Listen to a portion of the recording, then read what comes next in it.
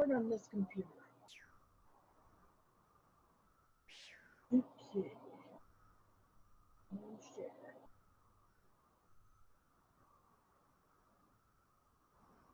Okay, there we go.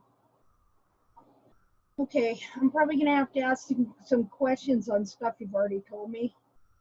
That's all right.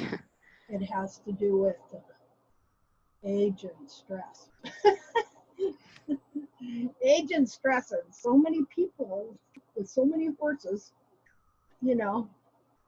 Okay, so now, Louisa, where do you live again? In New Zealand? South Africa. Crap. Sorry about that. So on the other side of the globe. Yeah. And how many horses do you have? Currently, we have 5 on the farm. 3 of them are founder mares. Okay. And what are the other 2? One has contracted heels, Okay. and the other has pretty decent hooves. She just started out with like can-footed hooves, but that's restoring really good. Okay. Well, good. And somebody else showed up. We'll see who it is. Oh, admit. Gotta. It's Bethany. I didn't know I had to admit people. Hi, Bethany. Should probably get a thing hooked up here in a minute. Okay, so you've got 5 horses, and 3 are foundered mares. And Yeah. hi, Bethany. Hello. And then so okay, so we're talking to Louisa, and she is in South Africa, and she's got 5 horses, 3 foundered mares. And so, do you think that most of this founder is mechanical?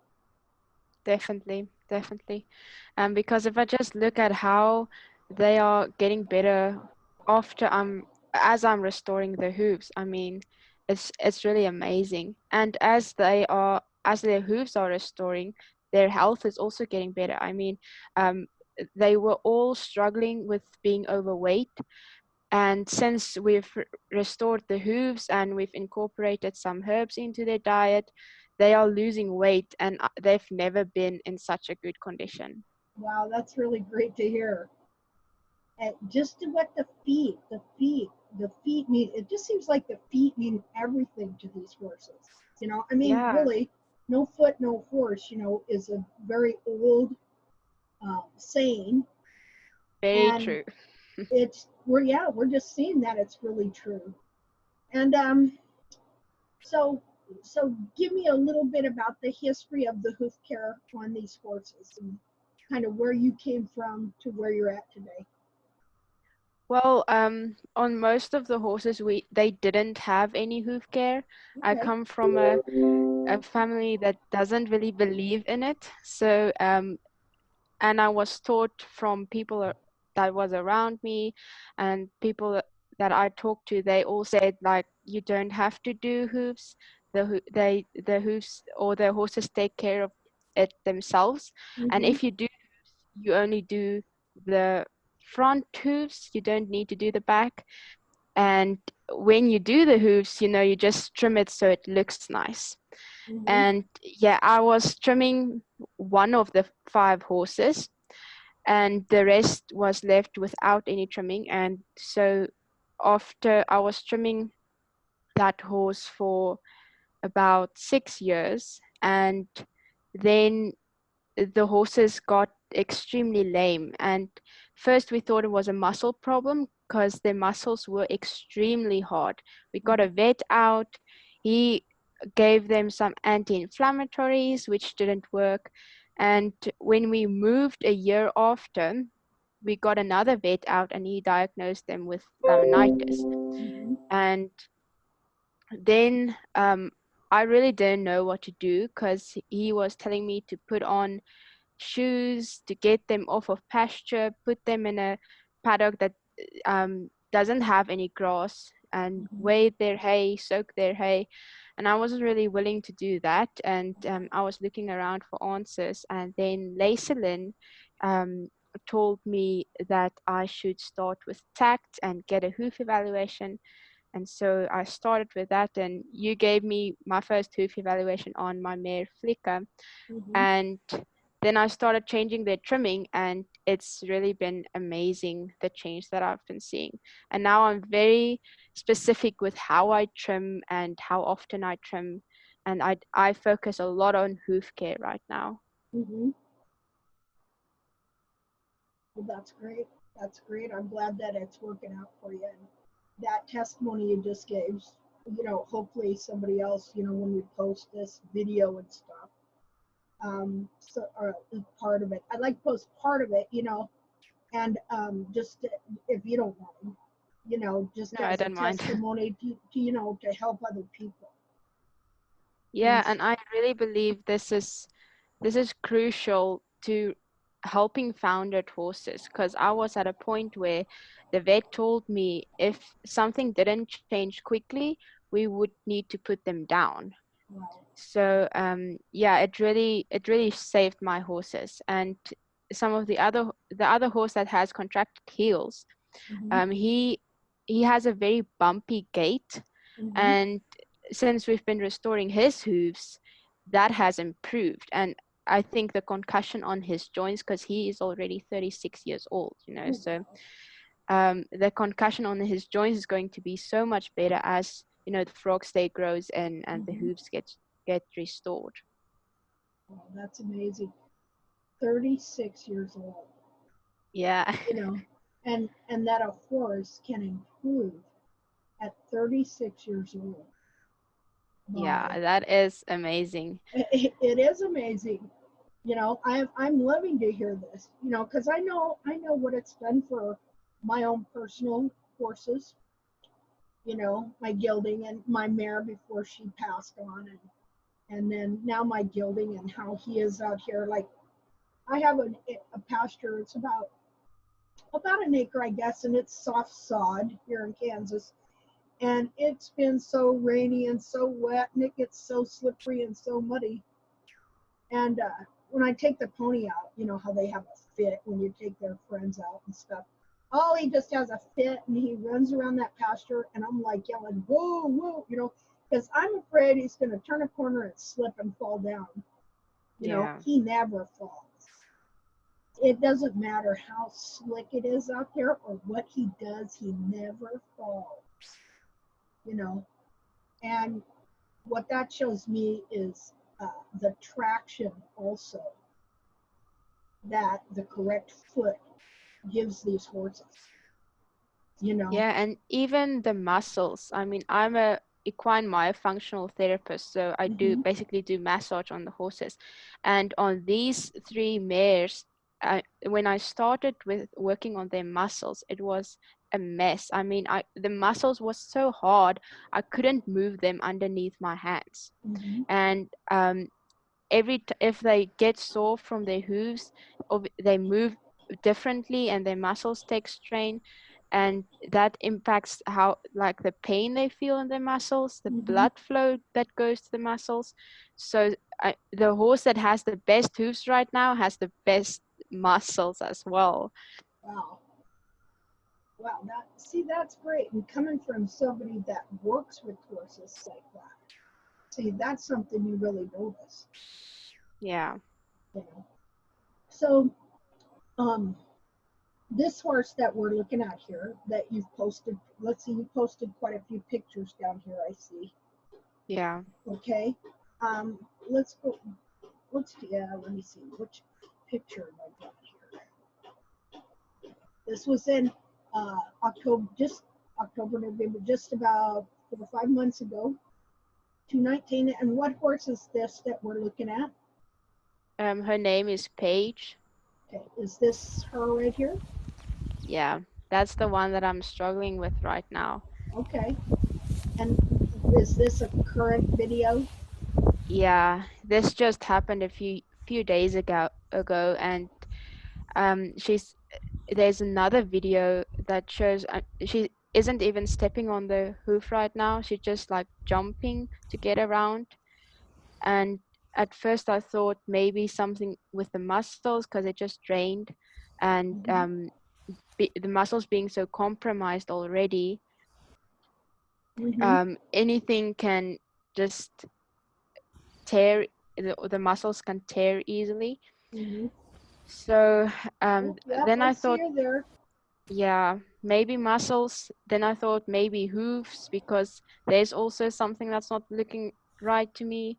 But her fetlock, there's also something that doesn't feel right. So there's a couple of things that I'm thinking about, but I thought, well, let me talk to you. Yeah. And maybe we can figure this out, because she's in a lot of pain, you know, she can't move around. Yeah, you can definitely tell she's not feeling good at all. Let me go back to the other one.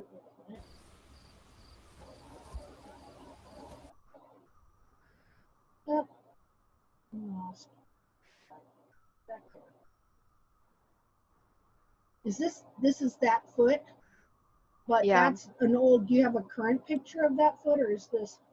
Yeah, that's an old picture. I sent you a couple of pictures from a few different times during the year, just so you can see where we came from as well. Yeah.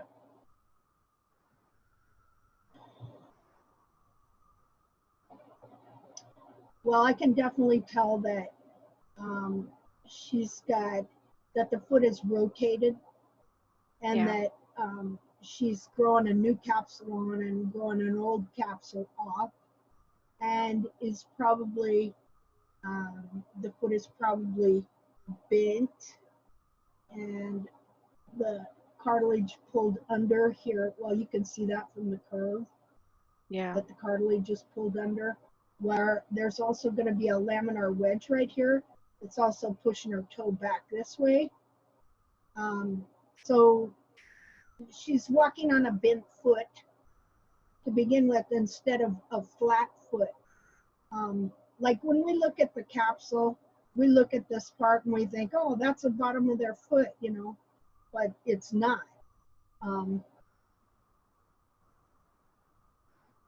That's a little bit older there. Let's see. Which one is the most current? The one you just looked at. I couldn't really get better pictures. I just I think the most current is one in January, which I sent you yesterday, I think. Okay. Is that it? Yeah. Okay.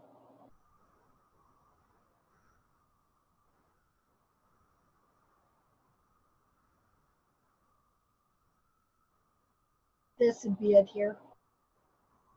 Yeah, that is from yesterday, and then that's from January, yeah. Okay. That's what I did this to. Yeah. Right. Except, you know, when we show these bones, we're not really showing what's going on with the inner foot. Like this part would be bent down this way and this down that way, so that actually the bottom of the foot is kind of like that. And so you can see when you look at the toe here. See, I wish I had just a full sole view. I can kind of take that and turn it around just a second here.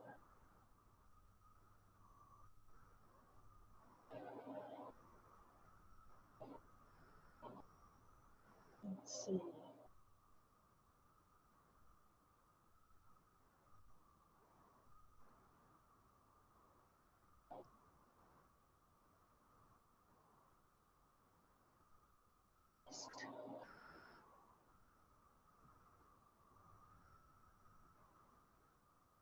I do have a better sole view that was taken in January. I will just quickly send that to you as well. Okay.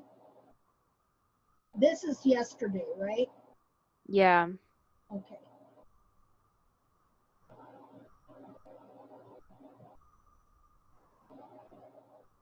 See, I'm looking, I can still see a lot from this.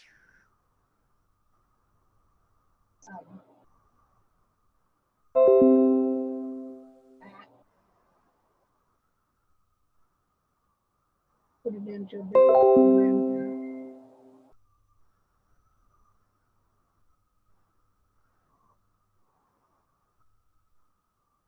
Oh, I think I need to let people in just a second. Okay, one person is waiting. Admit.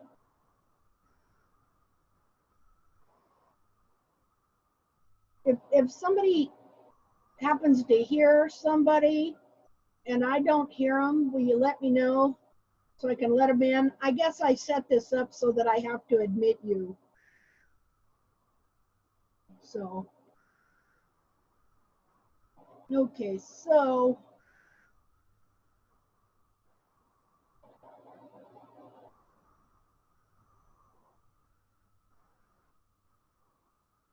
kind of what I see here is that she's walked out of this hoof capsule, you know? And do you understand what I'm saying, kind of? I don't know. Can you just explain that a little bit more, please? Okay. Because of the different leverages on this capsule, she's basically walking right out of it. Everything's kind of come loose behind here.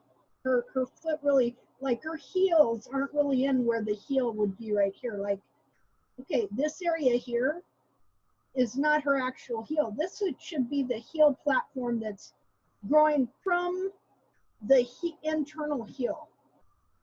Okay, but it's not. It's as if you took a hoof capsule off and it got partially stuck as you were taking it off, and half the foot is out the back. And, you know, because, here, let's look at a hoof capsule. See, I can see her bulb right here. Okay, and then you got a heel right here. Just a second here. I gotta find something I can use to explain. Just a second.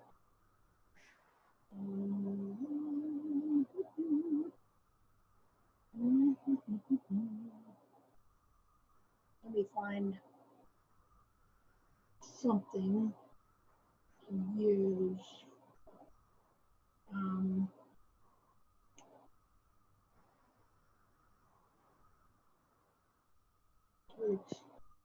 I also just sent through some better soul view. Okay, let's look pictures. at those real quick first.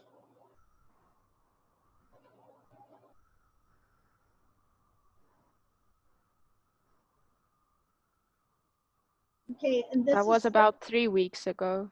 Okay. Okay.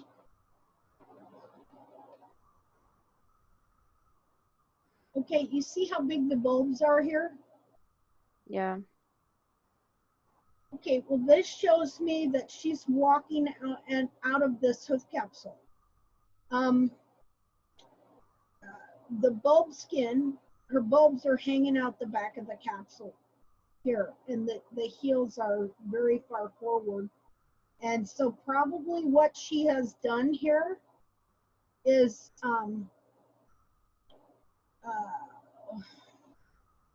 this is hard to explain.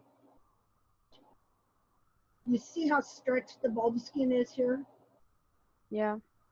Okay, this bulb skin, I'm gonna download this, because the main thing to fixing it is you're gonna have to understand where the foot is at and why she's so lame. Okay, the leverage on this hoof capsule is to the point to where any weight she places on it, she's literally walking out of it, meaning as she walks, as she stands, it's literally pulling the whole thing off. That's the leverages that are going on here. with this capsule.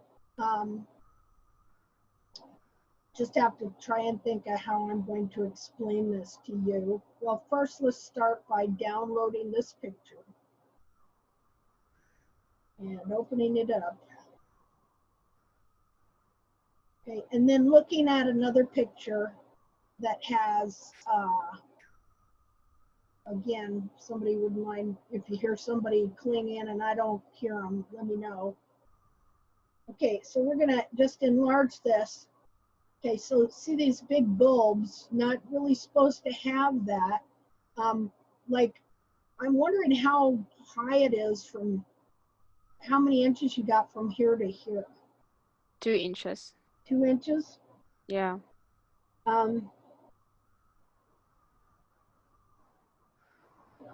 See, when I look at this, the bulbs, something just ain't clicking right on the way the bulbs get looks. Let's get another picture of a foot that's pretty close to being correct. You know, that bulb skin stretches.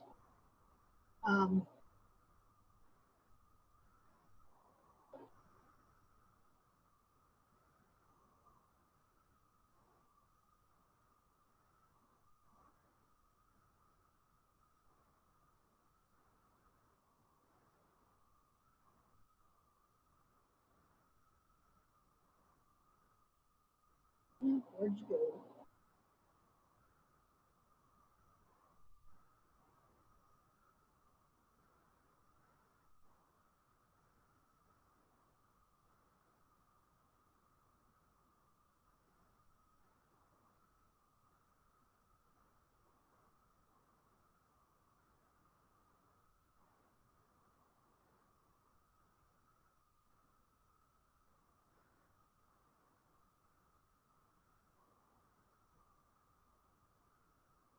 Okay. Okay, do you kind of see some difference here in the makeup Definitely. of the bulb? Yeah. You know, now if I pulled this foot out of here and pulled these heels kind of forward, then the leverage is going to be with the capsule pulling forward and the bulb sticking out the back of the capsule. Let's see. Let's look at some other pictures. There we go. So you've got real weak heels here. See now, what kind of needed to be done here, okay, was sometimes you have to do a reset on these heels so that they don't get too long and they're putting leverage on to where the horse would be walking on those and it's actually pulling the capsule forward while the bulbs are kind of being pulled out the back. So let's look at some pictures of a capsule and an inner foot so you can start seeing what I mean by the leverages that go on with these foundered feet when you have rotation, because everything becomes unhooked or dislocated in that foot. Everything that's growing from it gets detached, and then a new foot starts to grow underneath it. You know, you could have that actually going on.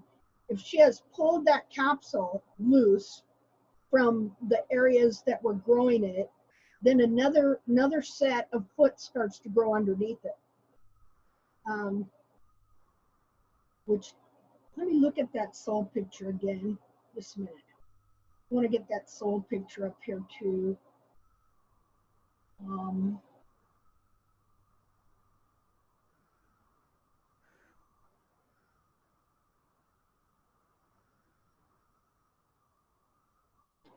Yeah, see your heels right here. What they're actually doing is they're prying. Okay, as the horse bends and tips over, all the leverage on this foot is going in the opposite. It's not going with the foot. Have you ever been in a pair of shoes that you walked in that wouldn't stay on your feet? Yeah. That's what's happening here. The leverage and the position of the hoof capsule is such as that as she walks, it's pulling it off of her foot. That's why she doesn't want to step on it, okay? Because the leverages and the placement of the capsule is at a place where it's not really in the place and connected like it should be. And so this shell, it's just a shell, it's just a shoe that's on her actual foot itself.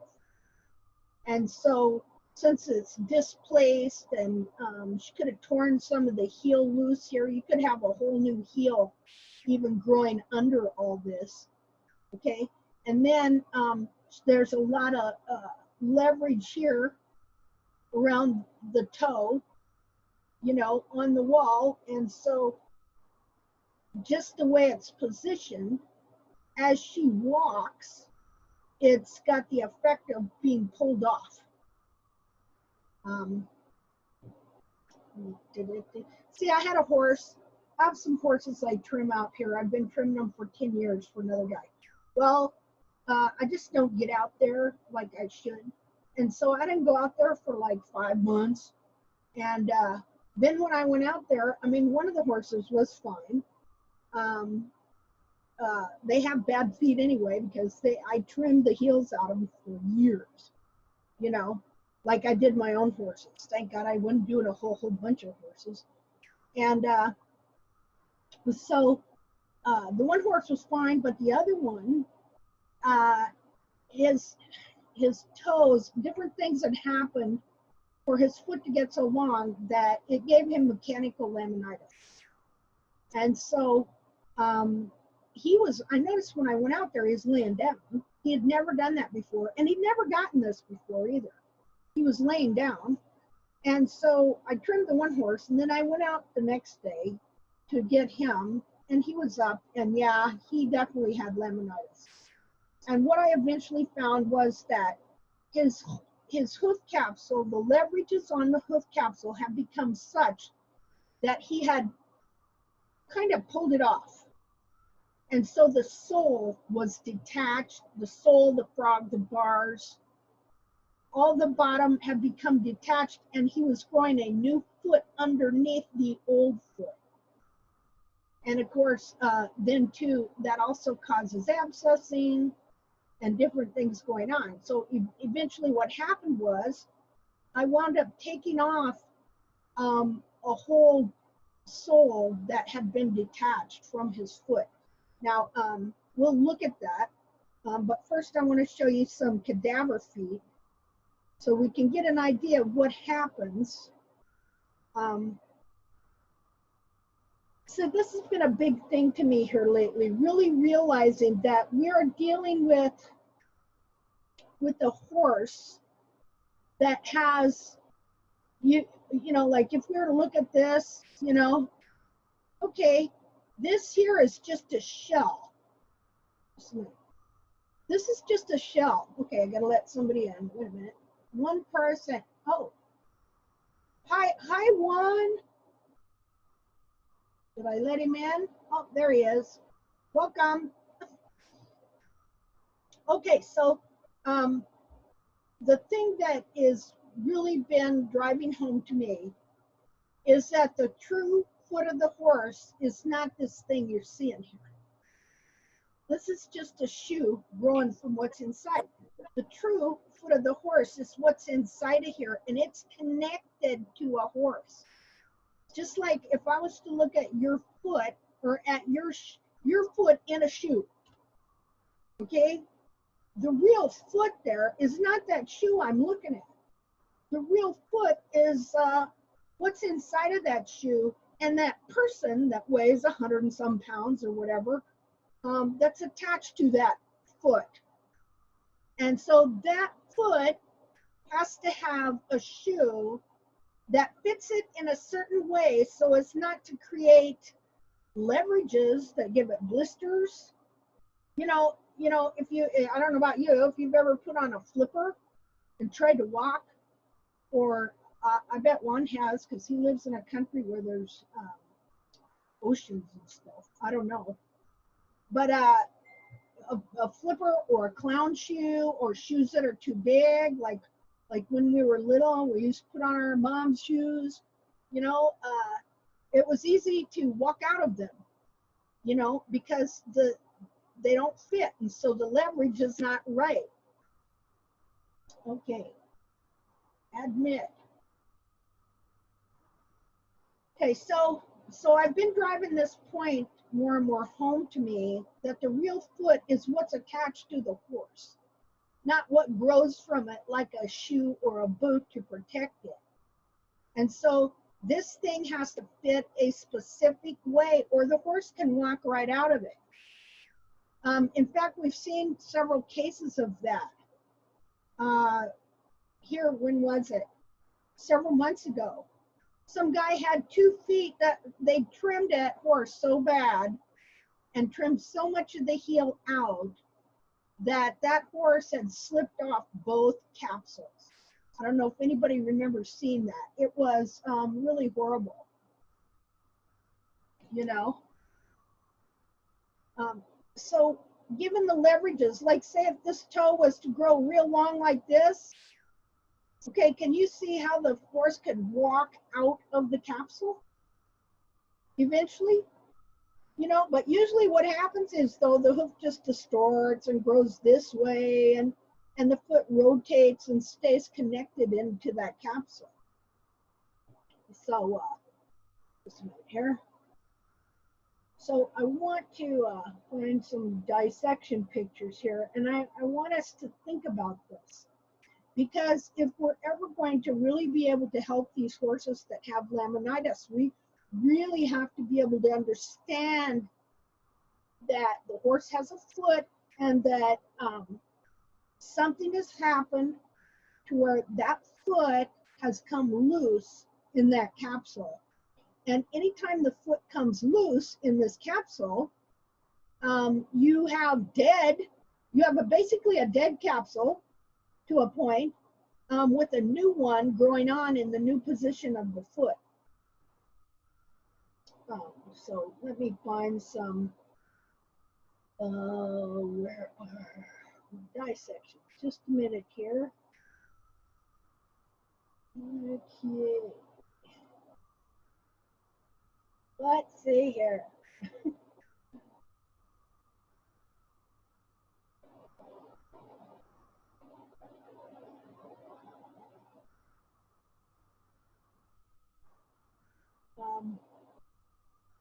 Hold on a second. See if this will do.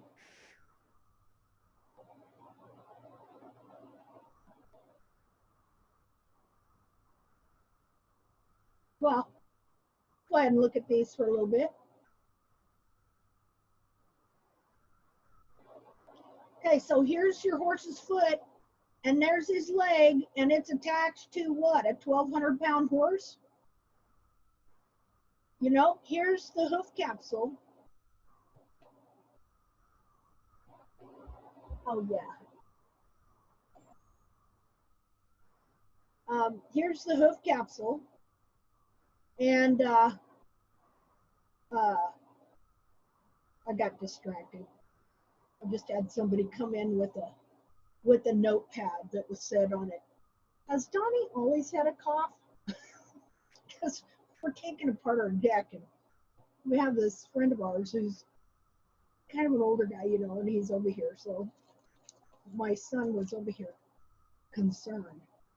I can understand why, because I'm paranoid myself. Oh, it was funny. Okay, back on track here. Now, this thing can grow into many different shapes, and if it's not just totally form fitted exactly like it's supposed to be to this foot, then it creates leverages, okay, that instead of the capsule here moving with the foot, what happens is it creates a situation where as the horse walks, the capsule is being pulled off the foot. And of course, it's really attached, and so this can also happen slowly, but eventually it can get to a point to where literally things become detached in here, from here, like the whole sole here that you see on the inside can become detached from the bottom of here, of the foot itself, from which it grows. And it still it still remains, like you could be looking at the bottom and you think that's, you know, your real sole, but in reality, the whole thing's become detached, and you got a whole new sole growing underneath that is not actually attached to even this sole that you see right in here. This happens all the time with these horses, and that's what happened to that horse I was telling you about. And so slowly over time, I had to remove the dead sole as the new sole was coming in and let him stay booted, because they'll also develop abscesses in here when this whole thing becomes detached. You know, your whole sole could become detached. Well, road founder. Okay, a horse, I've known this, several people have had a horse get loose and go running down the road, and the concussion on the bottom of the foot damages it so bad that the whole thing abscesses and detaches, and then a new sole starts growing in on the foot underneath it. And so if you don't catch it and, you know, slowly get it taken off so that new sole can come in, then you really have major problems. Okay, so let's look at some more of this. So again, you got a big horse attached to this foot and this leg in this shell. And so again, you have to think about the leverages that are created, the torque on the foot that happens when that capsule is not fitting in a specific way. This is why trimming the heels out of these horses is so decimating, because those heels, look at this foot, those heels are attached to this right here, this heel here, and the heel buttress, and they hold this cartilage and all of it up in the air, so that you can then grow about an inch of sole down under here to protect the foot, and an inch of frog, you know, from the top of the frog stay area up here. This is between the bulbs. That frog stay grows between there. Down to the ground, it'd be about 2 inches, and you have an inch of frog, an inch of sole under the back of that foot. From here to here is about an inch, and then you would want another inch to here, but it has to fit right, you know. The capsule has to be fitting on the foot correctly, and the heel's in the right place. Otherwise, if the heels are forward or something like that, and they get too long, it can create a leverage that is literally prying the back of this capsule off the back of this foot.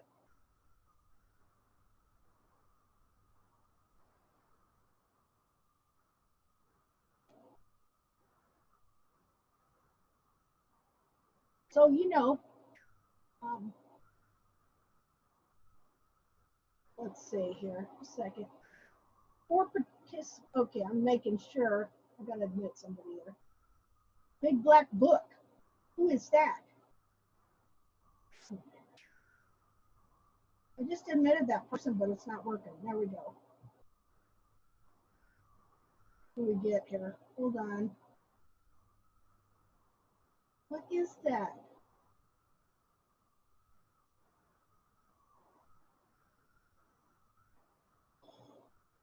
Who's Big Black Book?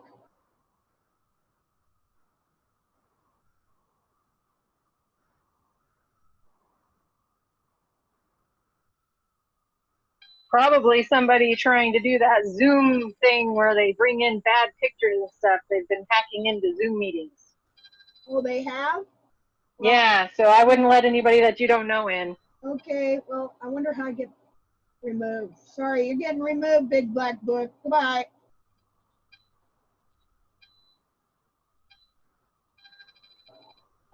Zoom bombing, I think is what they're calling it. Okay. Well, big black book is gone. Yeah. Okay. Gosh dang, that's so distracting. I think okay. Well, anyway, what happened to Louisa? Are you still here? Well, Louisa ain't even here no more, and she's the one we're doing the thing for. Let me go find out what happened to her. Ah, 1, 2, 3. Maybe she's here. Just a minute. I know one thing. All this, next time I do this, I got to put it on some other thing so it's not so distracting. Let me go see what happened to her.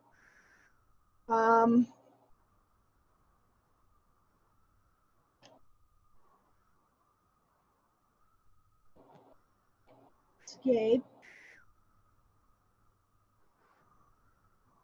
Uh-oh.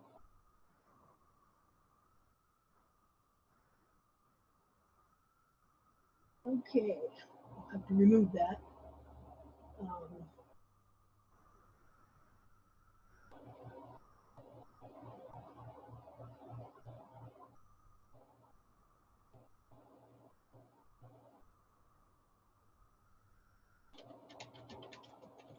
There we go. Where are you?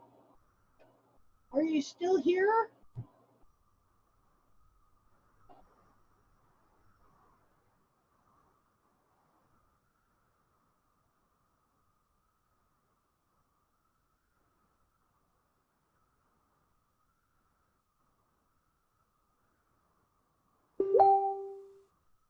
Oh, crud. Well, huh.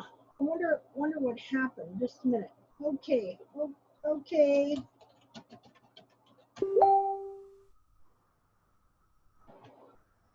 Let's see. I'm going to try and figure out what's going on here. If I can find.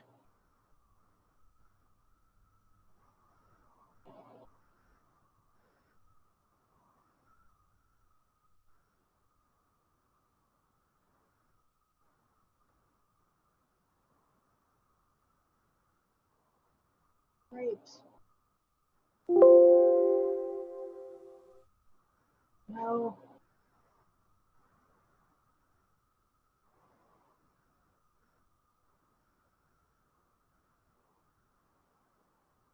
Wow, I didn't know I have so many windows open. No wonder my computer's wanting to overheat.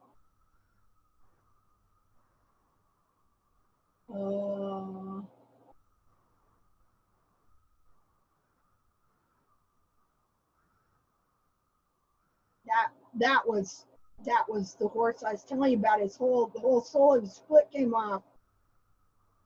Oh, Hannah. Let's see who that is. Caroline. Okay. Something is not going on right. Just a minute, I gotta.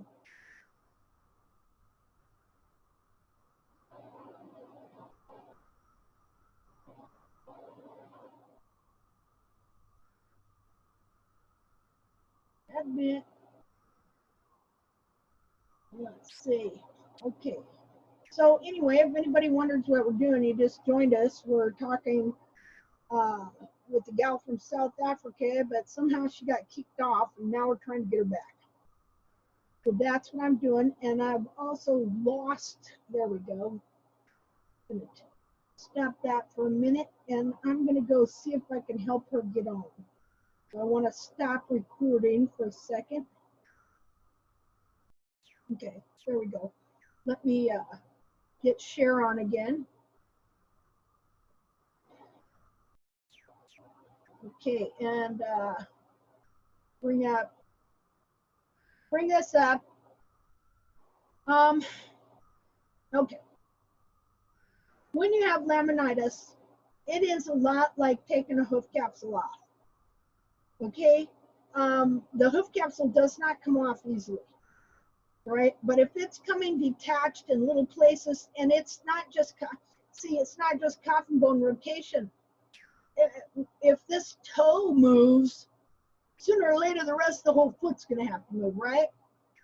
If you move your toes and you start to take your foot out of your shoe and you just move it a little bit, well, you can imagine now this hoof capsule grows from this foot. So let's say you just moved it a little bit in there, everything becomes detached, you know, and then everything's grown from a different spot and stuff. And I mean, it can do this to different degrees and stuff. So the big thing about what's going on with your mare is the leverages that were created on that hoof capsule.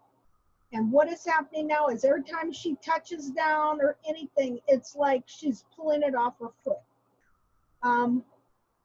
Let's go back and look at the pictures of her foot, because sometimes it's not easy growing these heels in, and so it's hard to recognize what's going on. But the one thing you have to really look at is what are the leverages that are going on with this hoof capsule. And so to understand that more, it's good to watch how these hoof capsules come off. So we're going to go watch a video of hoof capsule removal, that a couple of them that I did, because I really want, especially you, Louisa, since you are dealing with 3 foundered horses, you have to really start paying attention to what you see, the leverages going on the internal foot, so that you can keep up with the growth. So that, like sometimes it's good to grow heels, it's good to grow toes, but sometimes you have a situation starting that's creating a leverage that is pulling the hoof capsule off more. And so it's pulling the new growth off more. You know, because see, the problem you have is you're growing an old capsule off that started when the foot was in a different position, and you're growing a new capsule on that is growing from the foot where it is now. Yeah, and you can see that on her hoof as well. There's literally like 3 different sections, and it all looks like a hoof capsule growing on another hoof capsule. Exactly, you know. And so, yeah, so this is not easy, but once, you know, our brains are designed to understand these principles and leverages and natural laws. And so once you understand the concept, then you'll be able to do some things. A lot of times, you even, like with my pony, I wanted to create a leverage on her in the toe, you know, so I let the toe get longer than normal. Because the foot was bent, and every time I took back the toe, her foot bent more and started turning into a can foot, you know. So yeah, I saw that on some of my horses as well. Yeah, so I allowed the toe to get long, and now the heels are long, and she walks a little weird, like she's got flip-flops on, but she's more comfortable than she's ever been. But I've really got to watch this, because it could go too far that way and then pull the capsule off her foot, you know.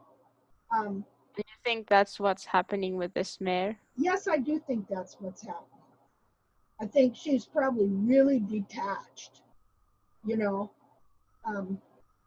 Okay, let's see. Let's go to YouTube. One of the great. Oh, I should have let that play, because I really like what that guy says. Let's see here. Okay, I gotta go to a different channel.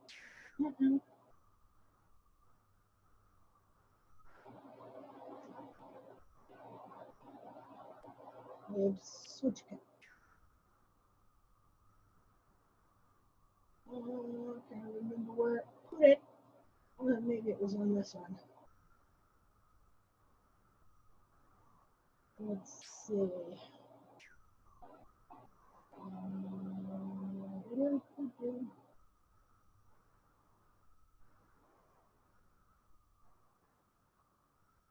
And I want to look at Barb Miracle Swap.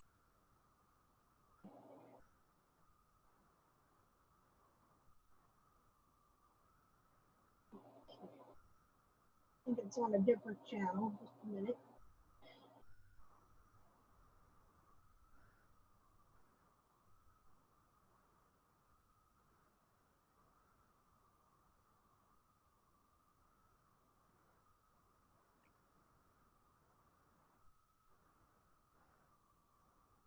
Okay.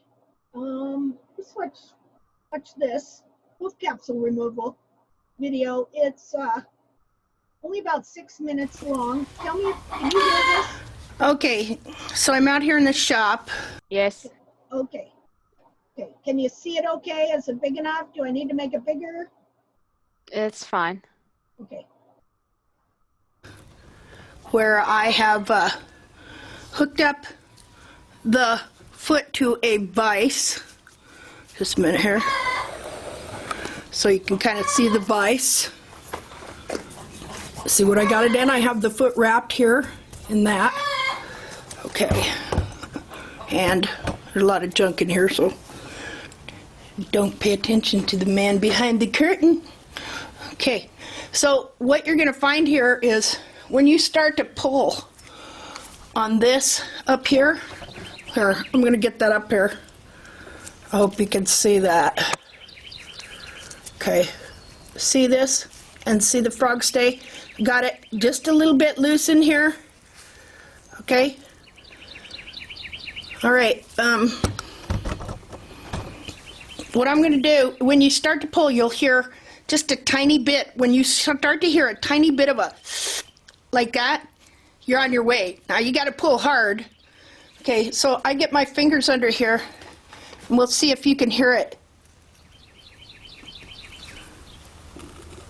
Do you hear that? That's lamina coming apart.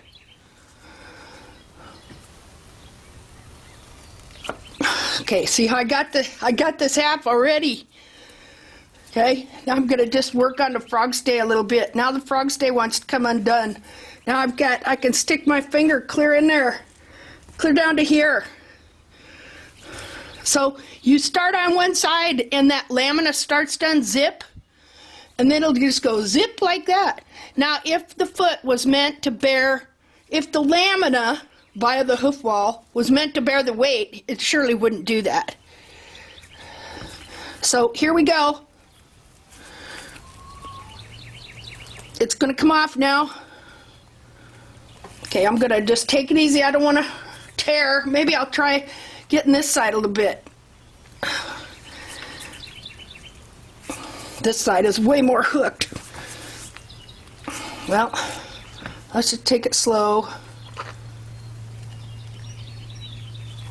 Now, look at this. As I pull this like this lamina starts to unzip. So how bad is it when you got one heel forward and worn out? How is it weakening your lamina? See, you got to think structurally.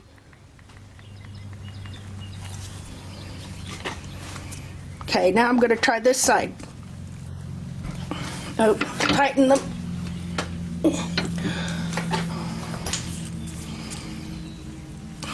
Well, that side's a lot tighter. I don't know why, but I can always get it coming off this way and the other way. Probably because this, okay, which side, I don't even remember which foot this is right now. I think this is the lateral side over here. Or maybe it's that side. Either way, I don't know.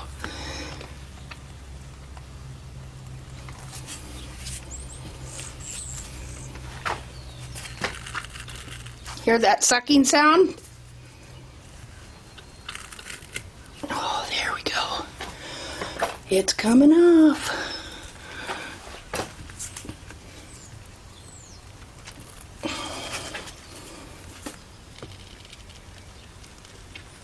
Oh.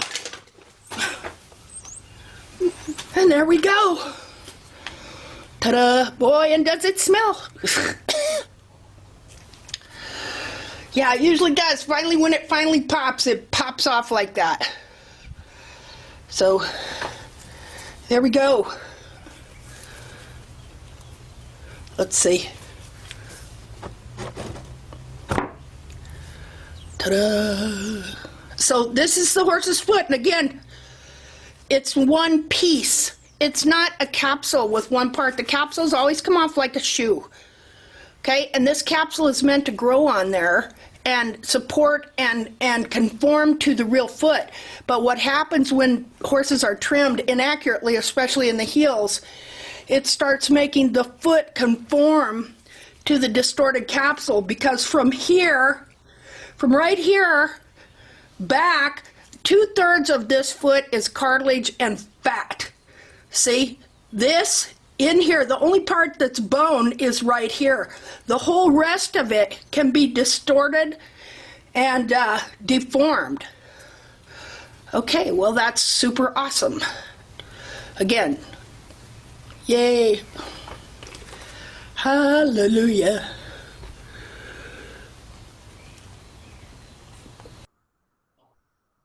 Okay, so now again, what is this attached to? A 1,200-pound horse.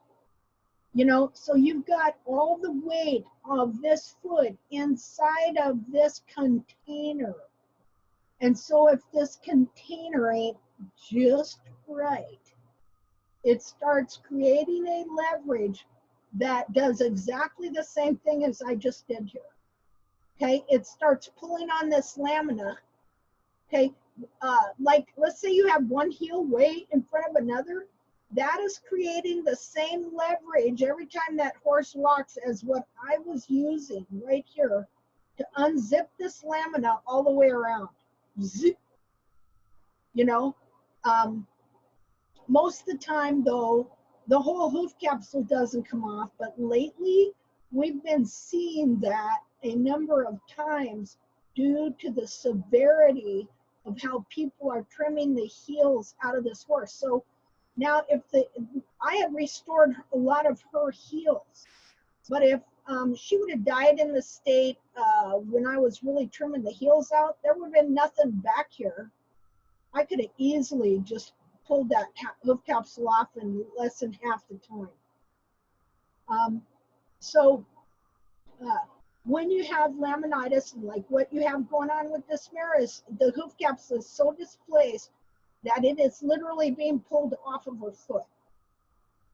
You know, so this is what I believe a person has to do, is they have to figure out where are the leverages that are pulling us off this horse's foot, what parts are already detached, what do I need to trim off to get the leverage off the foot. I mean, I know you said that when you trim certain things, she gets really sore, but she couldn't be too much sore than she is right now. You know, Yeah. So, you know, this is a time where you could probably do something. And of course, she needs to be contained, so she don't have to walk around. We did that today. Okay, good. Yeah. And so this is an opportunity for you to remove. I'll show you what I think are leverages and what is pulling it off her foot. And if you can remove that, and I think within 2 to 3 weeks, her foot will stabilize. It's no different than if you tore your fingernail half off. You know, you want to put a Band-Aid on that thing and stabilize it, and not letting that fingernail be moved or torn anymore, right? Because it's hooked to fingernail that's still on your nail bed, that's still healthy. I've torn fingernails half off, and a lot of times there's some you can't totally remove, so you just have to leave it there, and you just have to stabilize the whole thing so that nothing moves, so that everything can kind of grow out and attach and, you know, heal up. And that's what has to happen to these horses that have this happen to their foot, you know. Okay, hoof capsule removal. I got another couple of videos on this. Let's take a look at it. There we go. It's pretty funny. Oh wow, there's a big one. Here's somebody else removing one. Look at that. That's got to be like a workhorse. Let's watch it. Oh well, no, I don't want to watch it. be copyright BS. Okay. Okay, listen. Well, we'll just watch another one of mine. Here you go. Now,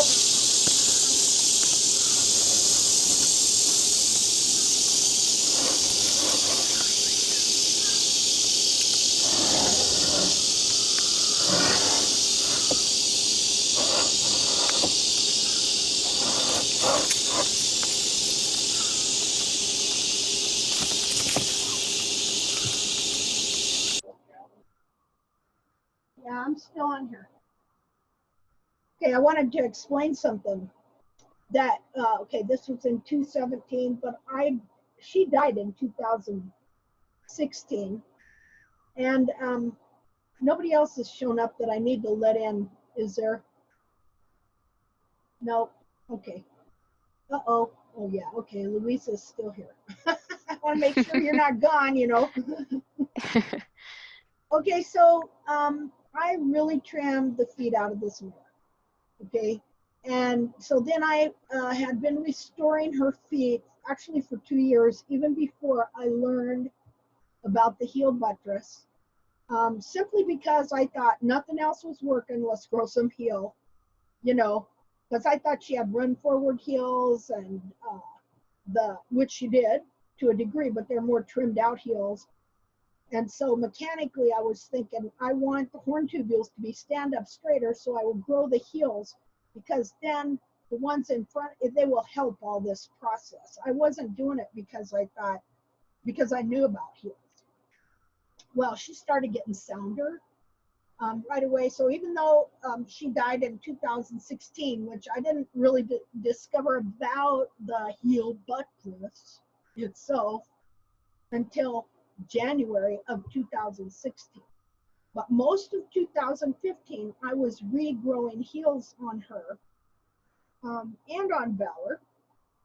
And she had contracted heels at one time really bad, and plus then be trimming her heels out.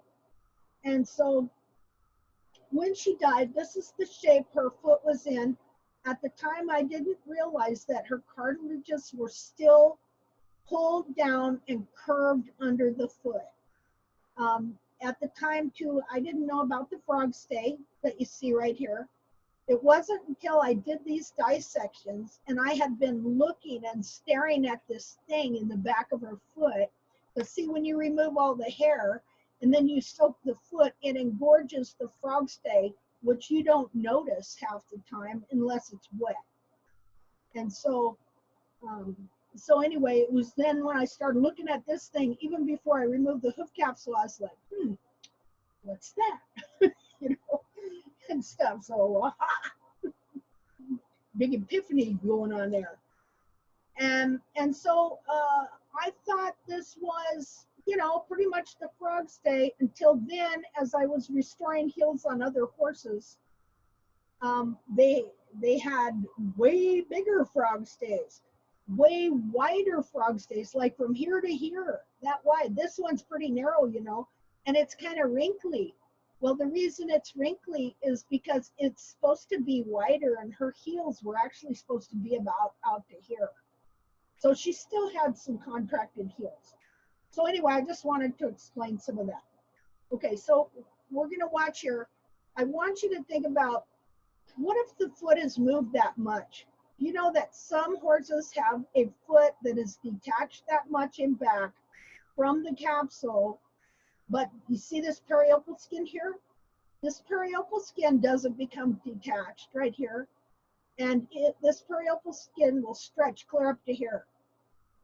And then you got a new foot growing underneath here, because see, now that's up out of the heel. It grew right here, right? Okay, so this happens and the capsule stays attached to the foot, and this sneaky periopal here stays attached up here, and it'll just stretch all the way, and it will disguise everything that's going on. Okay.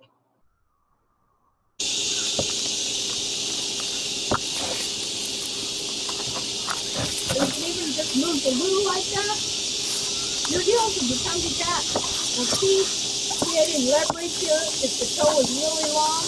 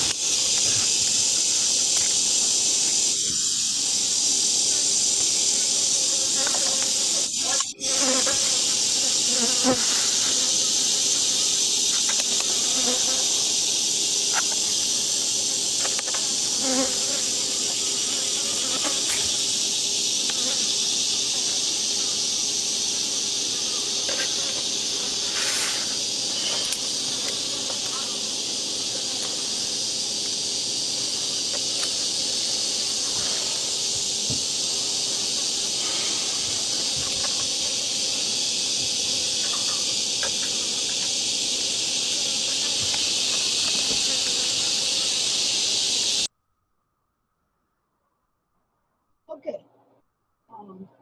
Let's see. Stop. Stop. Stop. Back up. Okay. Who's Daphne's iPad? I'm just looking up here. Let's see. Are all these people in here, I hope? Okay. Good deal. Why don't I see that person over here? I don't know. Okay. All right. So, Louisa, Yeah, are you there? Okay. So still you here. see. Okay. So you see, the reason that I did this so many times is because I really wanted a video that drove the point home of how that's just to show that foot, once it moves and becomes detached or stretched or in any way, then it's going to start growing a new foot underneath it, you know. And I wanted to show how easily, really, these hoof capsules come off, you know. Let's see. Oh, yeah. All horses got the same foot. First thing I want you to notice is you can see where it's tried to self-trim, and you can actually see horn tubules here. See the little hairs and stuff? So this has been soaking for 3 days. This horse wasn't trimmed over 5 times in his life. He was about 8 or 9 years old when he was put down due to blindness. And so this is an example of what horses' hooves would be like in Kansas. You know, They don't, in wet weather, they don't trim real good. Heels are run forward, but really he's got a pretty good foot considering he never got trimmed or really got any hoof care. Now I've had this soaking for 3 days. I haven't got the hoof capsule off, but what I'm going to show you is how I'll be able to just pull this hoof capsule off. And see, this, you need to understand this, because see, when your laminate is damaged, the sole is damaged, the horse can actually walk right out of the hoof capsule very slowly. What happens is the internal foot comes up, and then all this wall here will grow down to meet it. And so anyway, so I'm going to take this off, I think.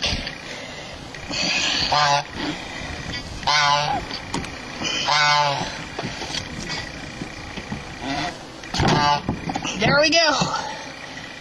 Okay, now, there you go. Look at that.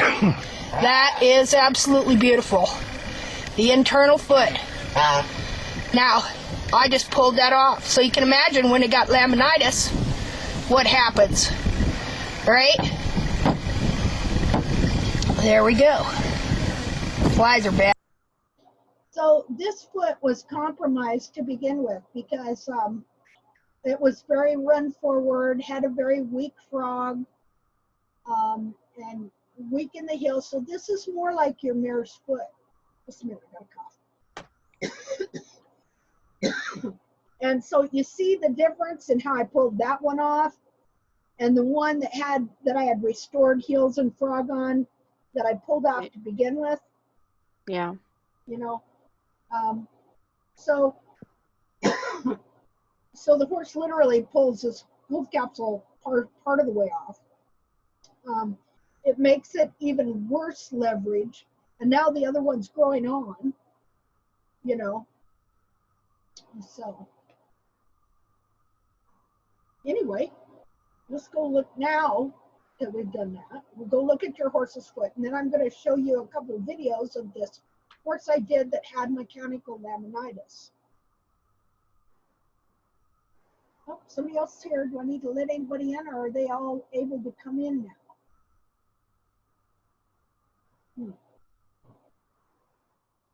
Need to drink water.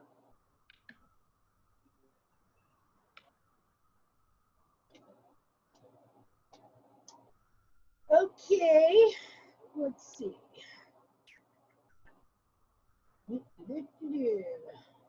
Where are we? We need to go back to.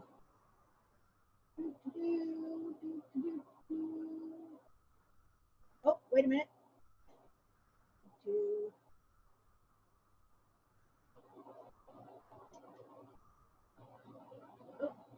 Okay. Oops. Where are we?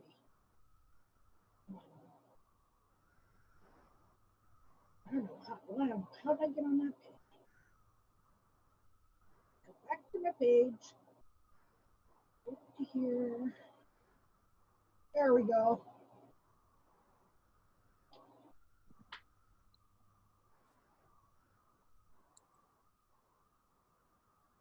So we're gonna download this picture right here. And we're going to take a screenshot of it.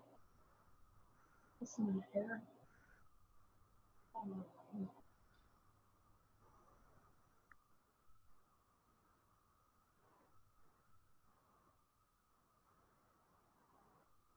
Well, I would like to take a screenshot. Okay, that's covering it up. That's what happened. And we're going to take a picture, this picture here of it.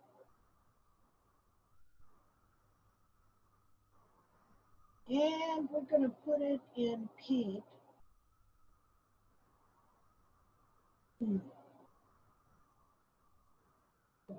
that. Just a second here.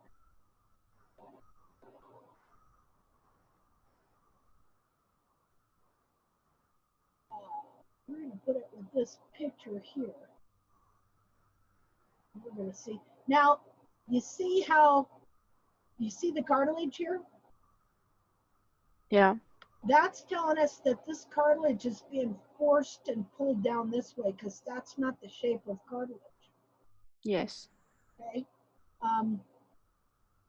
So you got that problem with, it stayed connected right here and it's being pulled down here. The pastern's pretty straight. So that means that the coffin, well, the front of the foot that contains the bone in it, kind of being pulled down this way. Let's see. Let's move it here.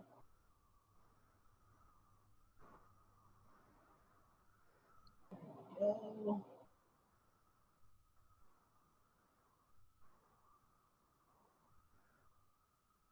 Some of this out of the way. I'm going to take this.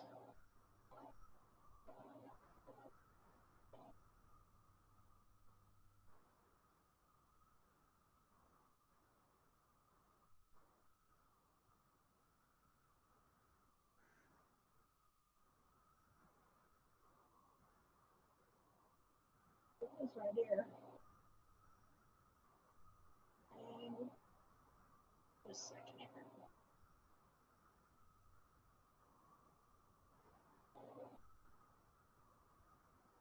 It won't be exact, of course, because your foot is not exactly, the picture isn't exactly a total side view, you know what I mean? Yeah. Oh, just a minute, my husband wants some. Yeah? Yeah, just a second.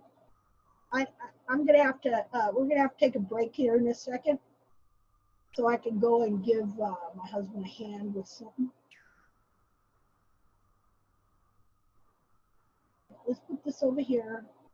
Let's take this and let's see, what do I want to do? Do I want to enlarge this or make this one a little smaller? Let's make this one a little smaller. Just a minute. Size, let's do it 85. Now we know, and I'm pretty sure that the foot is not setting even flat in here, that it's curved like this. You know, when we were looking at that one cadaver foot I was removing, I kept setting it down so you could see it setting flat. You know, the bottom of the foot is supposed to set flat. Yeah. Okay, so she's not able to stand flat on her foot, you know.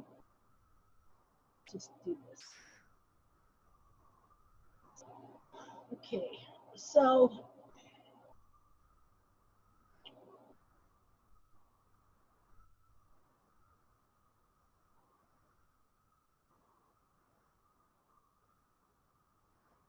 I wish I had more of a side view, you know.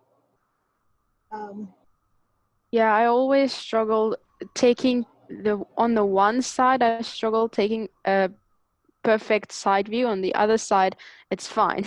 Yeah. One thing you can do is you come, let's see, let me get an arrow, red. Okay, if you, okay, I'm gonna have to take a break here. He's gonna get upset. If you come back this way more, okay, you'll get a better side view. And then aim it kind of towards the front. That helps. Okay. Okay, so I'm gonna take a 5-minute break. Okay. Okay. And then I'll be back. All right.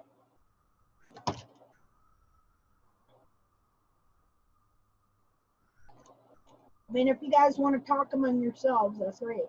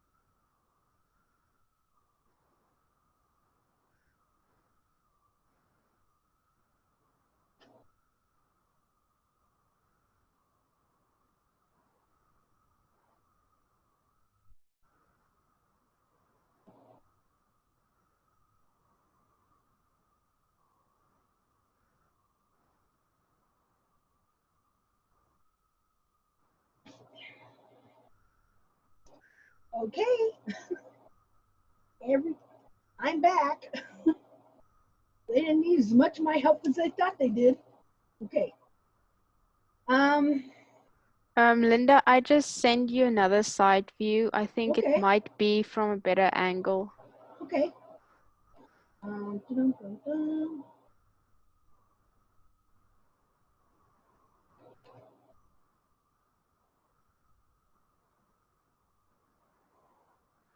Yeah, I do think that's better. I do think the foot is compressed. See the way it's, Yeah, I think so too. you know,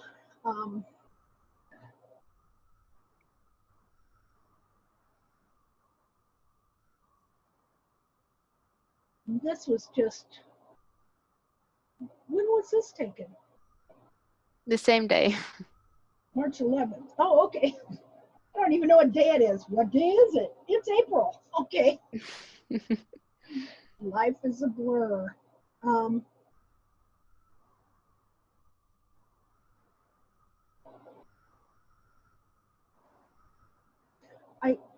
I shoot, let's see. And then these, when were these were taken March 11th too? Yeah. Okay. Well, see, but I think it's changed since March 11th. I think that the leverage on these heels has pulled it more forward, and that's why she's having,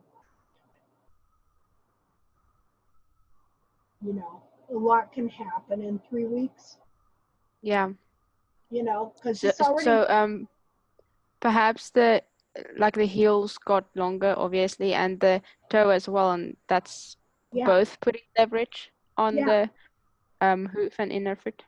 yeah, I think so. And, you know, it could have pulled it, it's become detached, and she's may have a new foot growing underneath there. And could the weather also have an impact? Because we just had rain, Oh, and yeah, I've noticed that everything gets softer and it yeah, moves more. yeah, yeah, that can definitely have a impact too. And as well, um, the bars are in such a way as to what's going on here is that you're covering over a lot of the sole in the heel where the actual heel would be. And so there'll be very little sole under there and very little heel connection in reality. Also because the foot is bent, you know. So when you do your bars, just a minute. Okay, we go back to open up. Ah, there we go. Okay. Okay, really wanted to make that bigger. Not working. Just a second.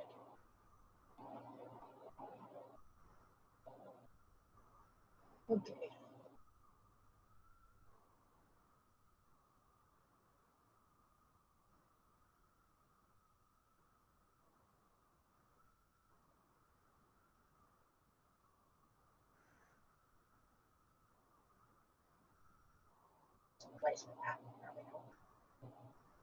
Okay.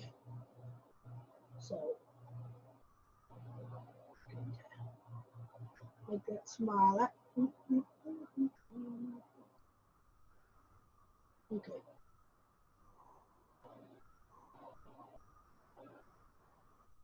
You know, this is all going to be a lot of leverage on the toe. But then again, because the foot is bent, you got to watch that you're not trying to back the toe up at the same time. You know what I mean? Okay, here's the frog.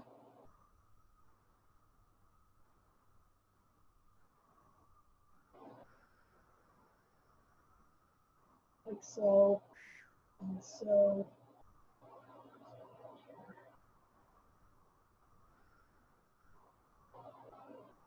The bars.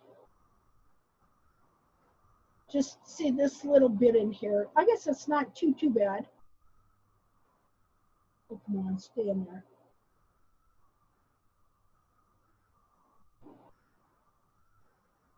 Okay, a second.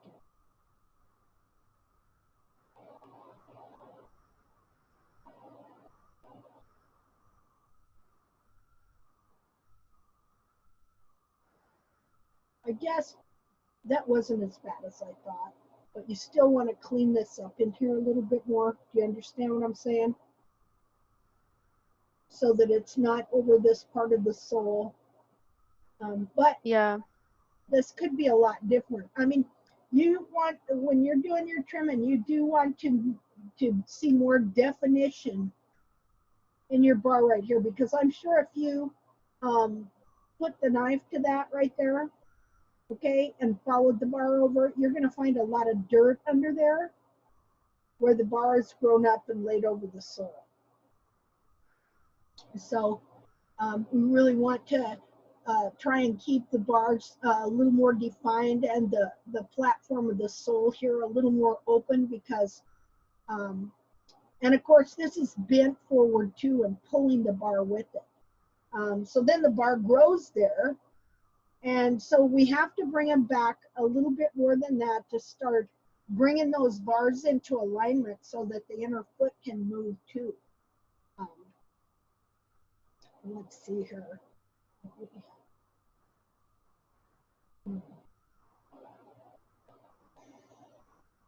So can I go past the heel with the bars? Because when I trim, yeah. Yeah, you can. It doesn't have to be right even level with the heel. It can be a little lower right here. Is that what you're asking me? No, I do it lower than the heel. I mean more towards the frog. So then it goes past the heel, because the heels are pushed out to the side. Mm-hmm. Well, I did. You know, I would sometimes bring those bars down into here more. Okay. You know, because the real bar would actually, if everything was right here, the real bar would be back here anyway. Right? Yeah. And so, you know, there's like this balance, and sometimes I got to tell you, sometimes I don't know, you know, but you already have a horse that cannot stand on her foot, right? Yeah.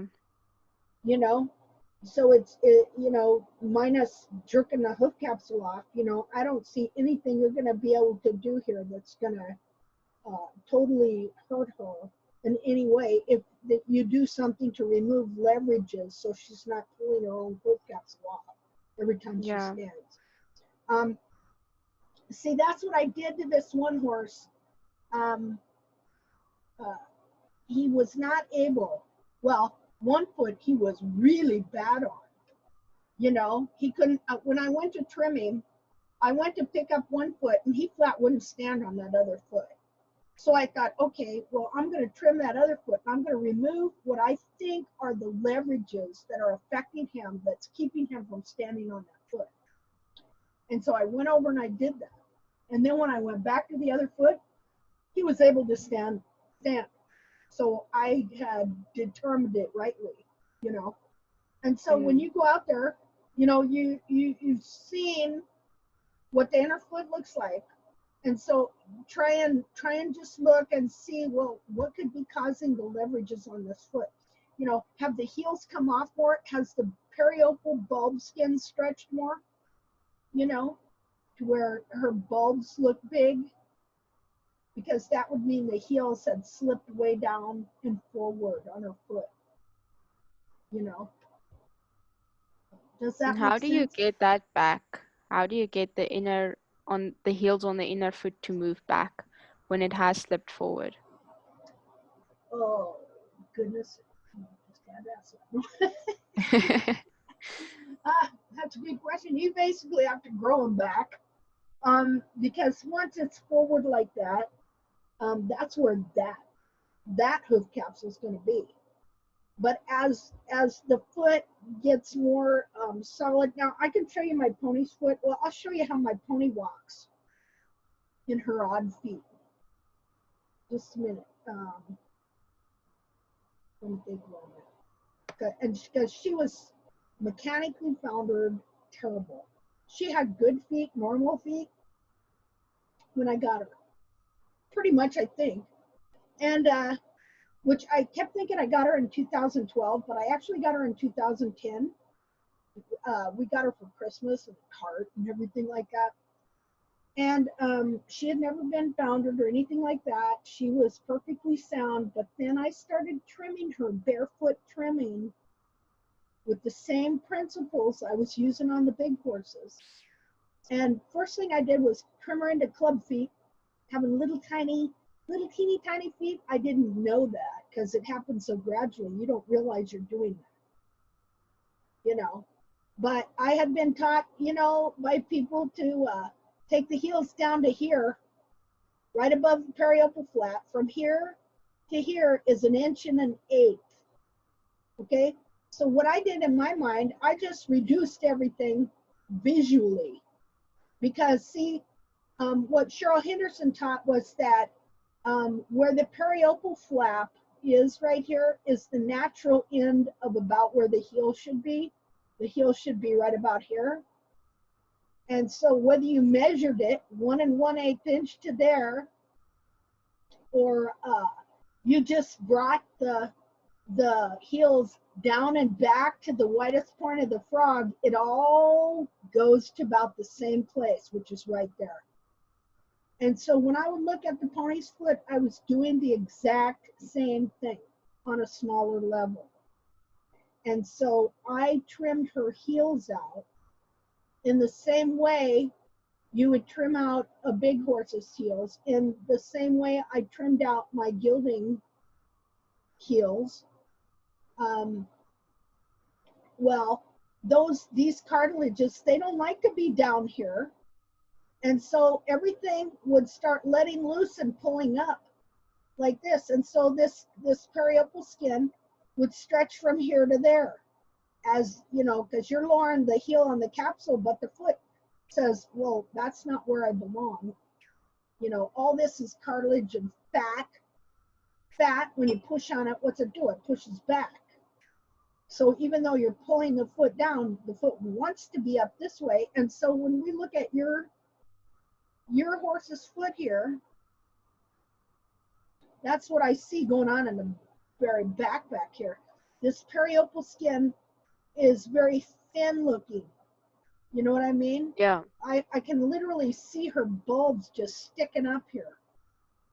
And then you see this strange little way this is pulled here. That's the frog stay being pulled down that way. See, and even right here where her digital cushion is in here, because the frog stay is attached between the bulbs, and under it is the digital cushion right here under the frog corium. And so when everything in the hoof capsule, including the frog, is being pulled that way, it's pulling everything down like that. And so the bulbs just look too bulbous. You know what I mean? Because they're not supposed to have this much bulb skin. You're not supposed to have this type of deal going here. That shows definitely the hoof capsule is pulled off the back of the foot. You know?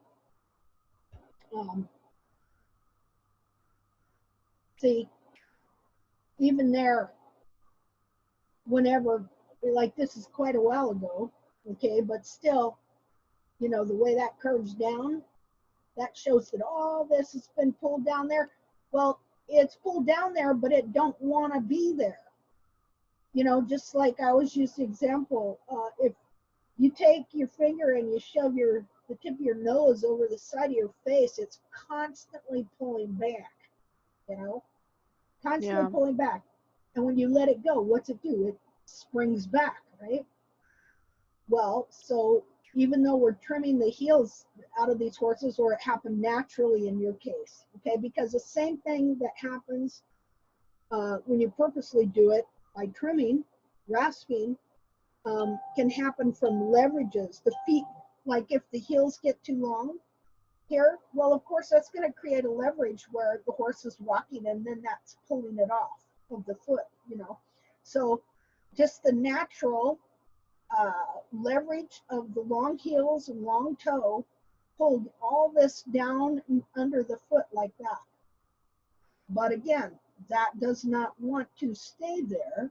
And so the whole time this is being pulled forward this way, the horse is standing there, and just the weight of the horse is making everything go that way, let alone the fact that this compressed cartilage and digital cushion right here wants to go boink up like that, see? So everything's becoming disconnected one way or another.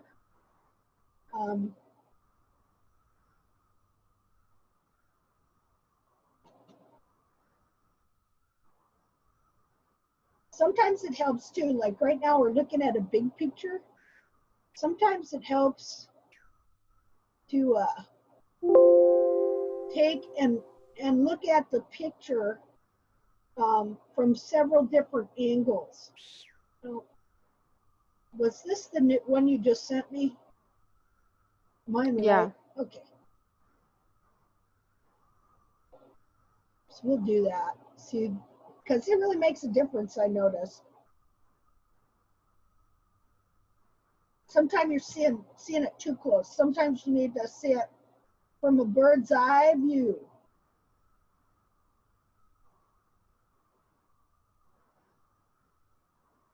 See, that brings it kind of more into perspective for me too. Like now I know this is curved around down here, so everything's being pulled this way. Okay. And I'll bet you this is widened up right here. You know, I said the periopal skin stretches.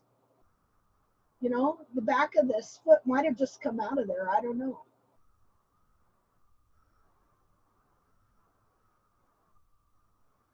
So sometimes when you're looking at it, the big picture, you know, you need to look at it and go back. Yeah, I see what you mean here. You can see 3 different sets of feet here, maybe 4. 1, 2, 3, 4. See? Because a lot of times what happens to them is they keep rotating and rotating and rotating, and therefore you're dealing with like several different capsule positions.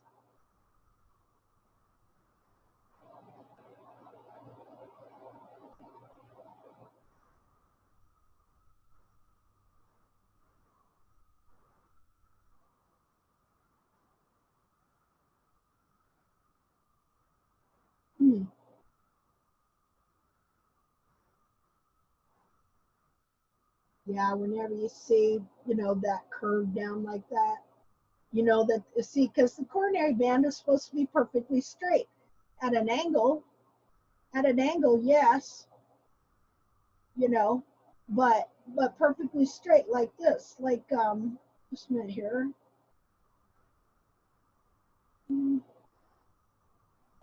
This horse had a perfectly straight coronary band. I don't know if I got it.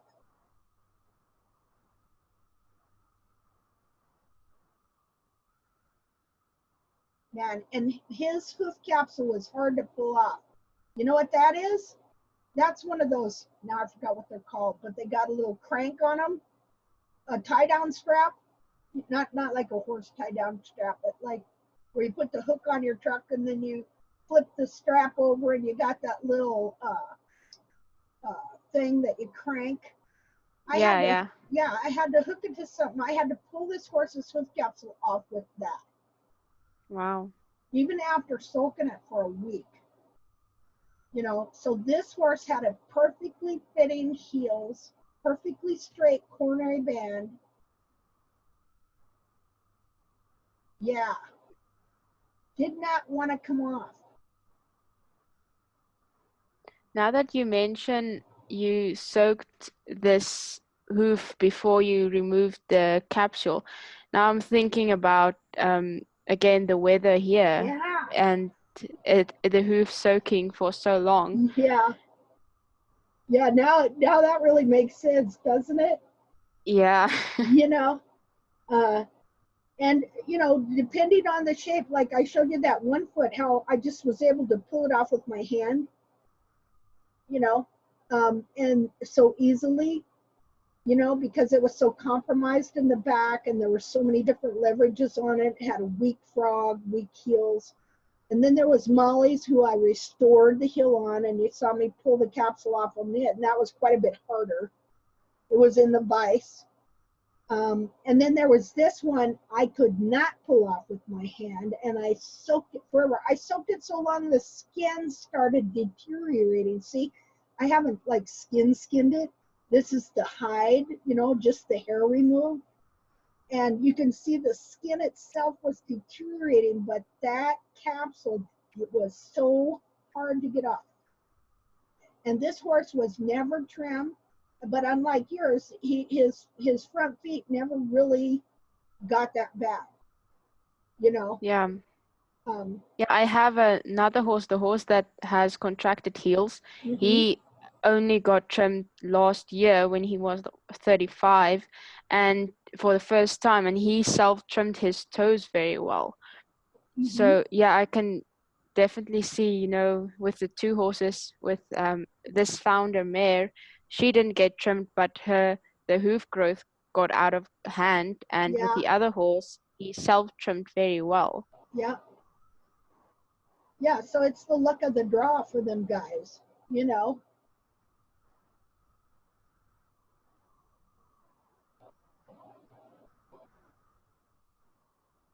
Yeah, that was really hard.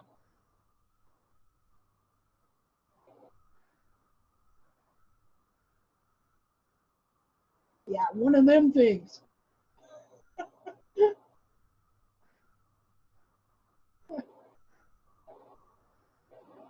It's interesting what you learn, you know, from pulling these things off. I can't remember what I was going to show you here. But yeah, look how nice his bars were. Wow. You know, had a thick sole too. Um, I know, because I wish I wouldn't have, but I started exfoliating it and I took a bunch out. And I remember when I was doing this video and I was exfoliating this foot, right? Because dead sole exfoliates, but live sole does not exfoliate, okay? And so I'm exfoliating this foot and I'm going, wow, I can't believe how much dead sole this horse had. You get it? Probably not. I realized he was dead, and so the sole was dead. And so yeah. So all the sole was. I kept going and going. I was like, wow, you know, I can't believe how much dead sole this horse had. I wouldn't have thought that, you know. And I just kept going and going. I kept getting thinner and thinner, and then I realized, well, duh, the horse is dead. So yeah, the sole is dead. Yeah, I guess that's a dissection joke. I don't know, you know. And then I was sorry I did it. You know, I was like, oh no, ruined this foot. But I still have the foot preserved in alcohol. I wish I would have known you could have done that. I'd have preserved all my feet in alcohol. As it is, I made plaster casts out of all of them. You know, and so because I was able to preserve them in that way, I learned for years later from the same feet, you know. Okay, let's see here. Okay. Yeah, I think she's just walking out of her hoof capsule, dear. And now that, because this is so compromised in the back here, and yeah, then it got wet, and there you go. Yeah. So I don't know what exactly to tell you. I mean, we'll stay in touch, and stuff, and work on it together. But you're gonna have to look at it and kind of, and you can, when you get a chance, we go through some more pictures and maybe determine what can be taken off to remove the leverages. Okay. Yeah, and perhaps I should just go through some pictures, think about it from a leverage point of view, and Yes. see what changed, because this is the second time after it has rained that she got lame in this one hoof, but this time it's much worse. Okay. But I think if I just go and look from a leverage point of view through all the pictures, then maybe I will also notice some new things. Yeah, I think part of it could have been is the heels were too long. Um, this here was creating leverage that way and that way. Let's see here.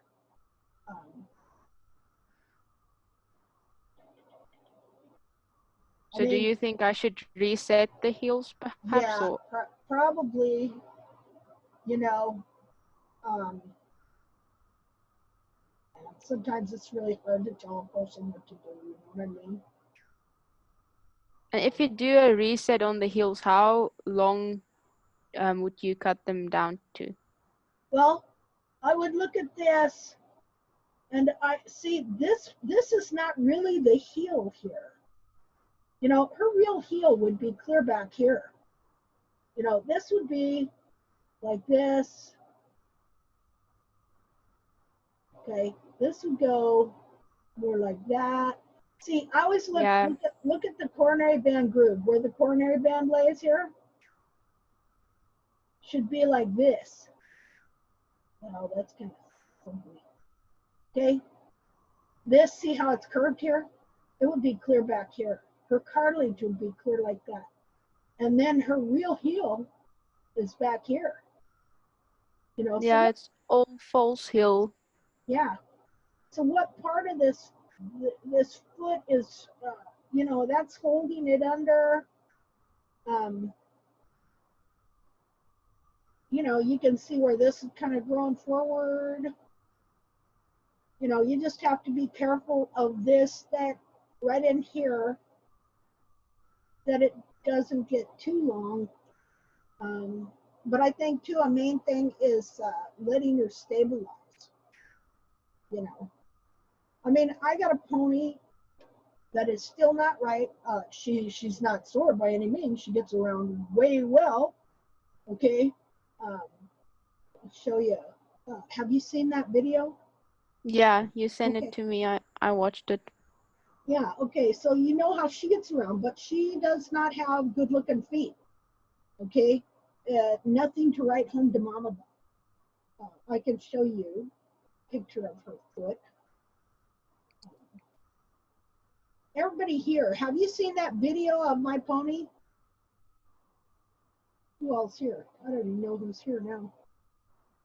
I don't want to show anybody my pony's foot that hasn't seen a video of the pony walking. You know how we are. We're always embarrassed. Oh, I'm making excuses for it. Well, I can find everybody. Just a minute here.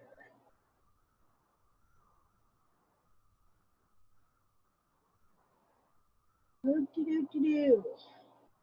Claire, Carolyn. Who else been here with TAC for quite a while? Kiara, how about you? Sorry, say again, I couldn't hear you. What did you say, dear?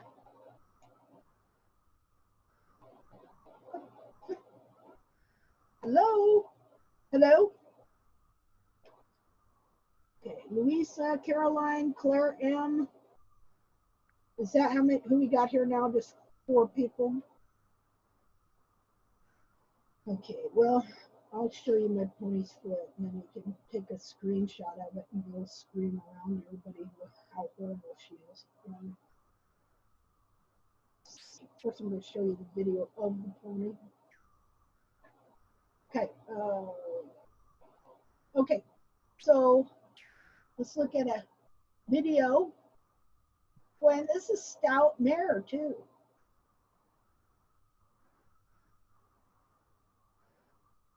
This is her foot.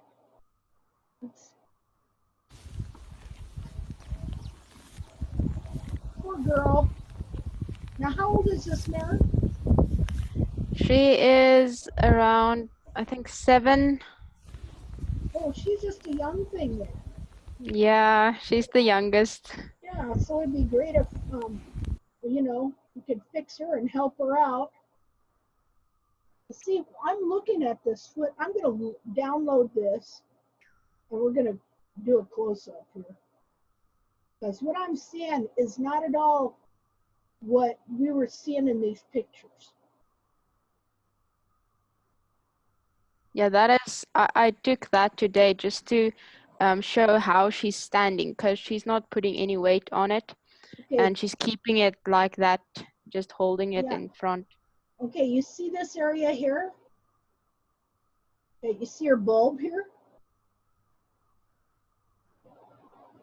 See the bulb? Yeah. Okay, now look at this here. Look at the heel thing.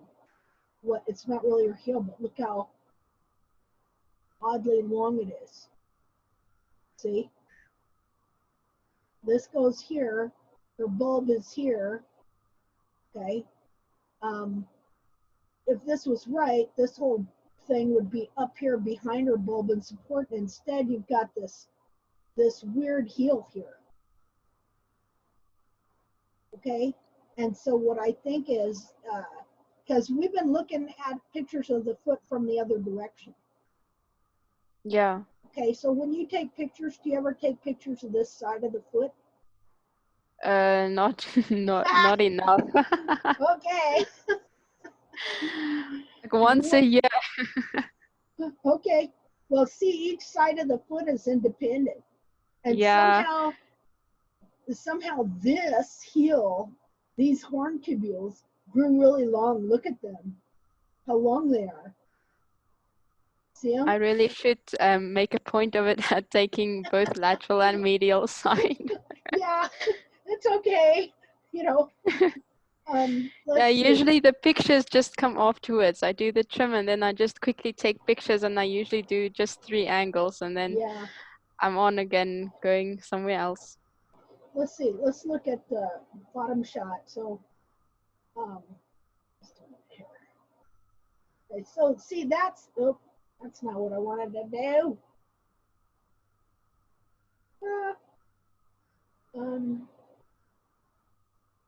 I think we could have found.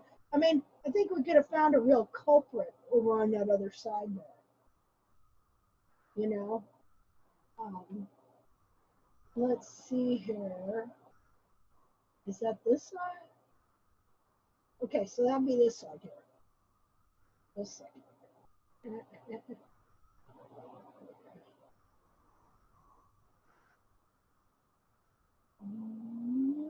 not what we need. I want to look at this. Just a minute here. Okay.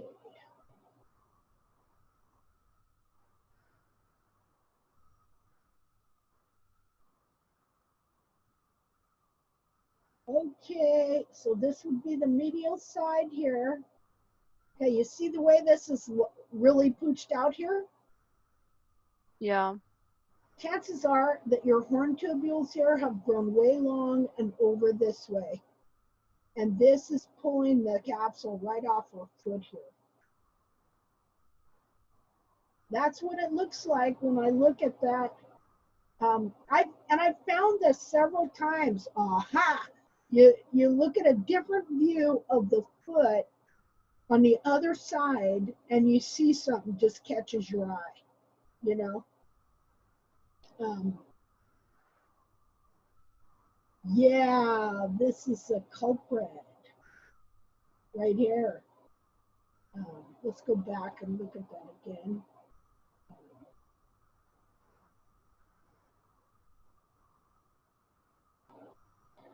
Okay, see how that just don't seem right?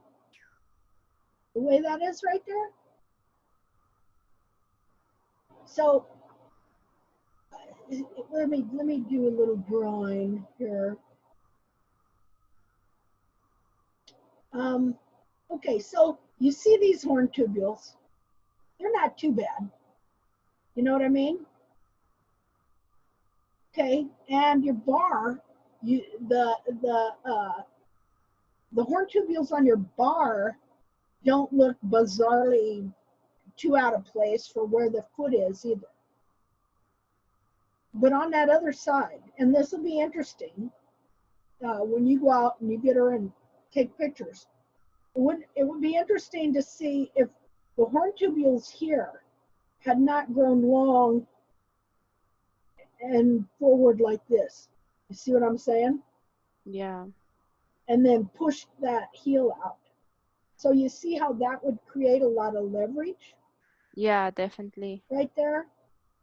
And so then when she walks, it's pulling this bulb literally out of the capsule. Maybe not so much here on this side, but I mean, if what I'm seeing is right on this other side, see, that just don't look right. Look at how long it looks. What do you think? Yeah, I honestly don't know. Okay. I think I should just get a better picture of the medial side, and then that will be Okay. really interesting just to see Okay. and compare, you know. This bulb, see, her bulb is completely out of the capsule over here. And then she's got this funky hoof capsule right here. See? Yeah, it does look strange. Yeah. See, we'll make it smaller again. Again, there's her bulb. Not supposed to have a bulb like that.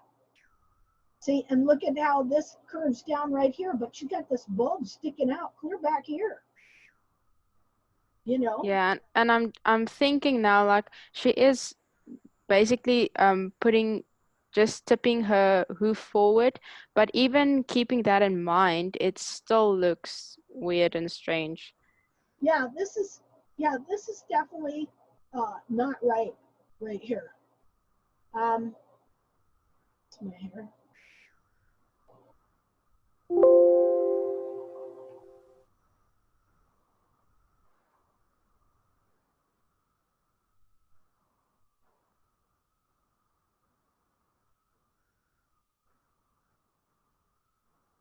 Okay.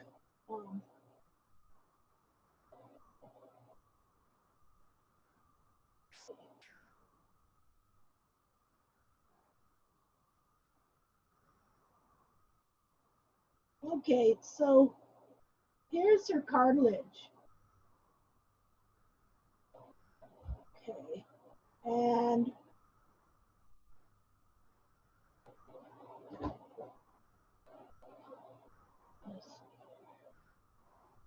but here's her bulb.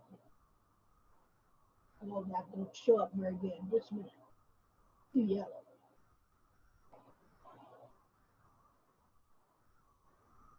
Here's her bulb. See there? Yeah. And then here's her hoof wall.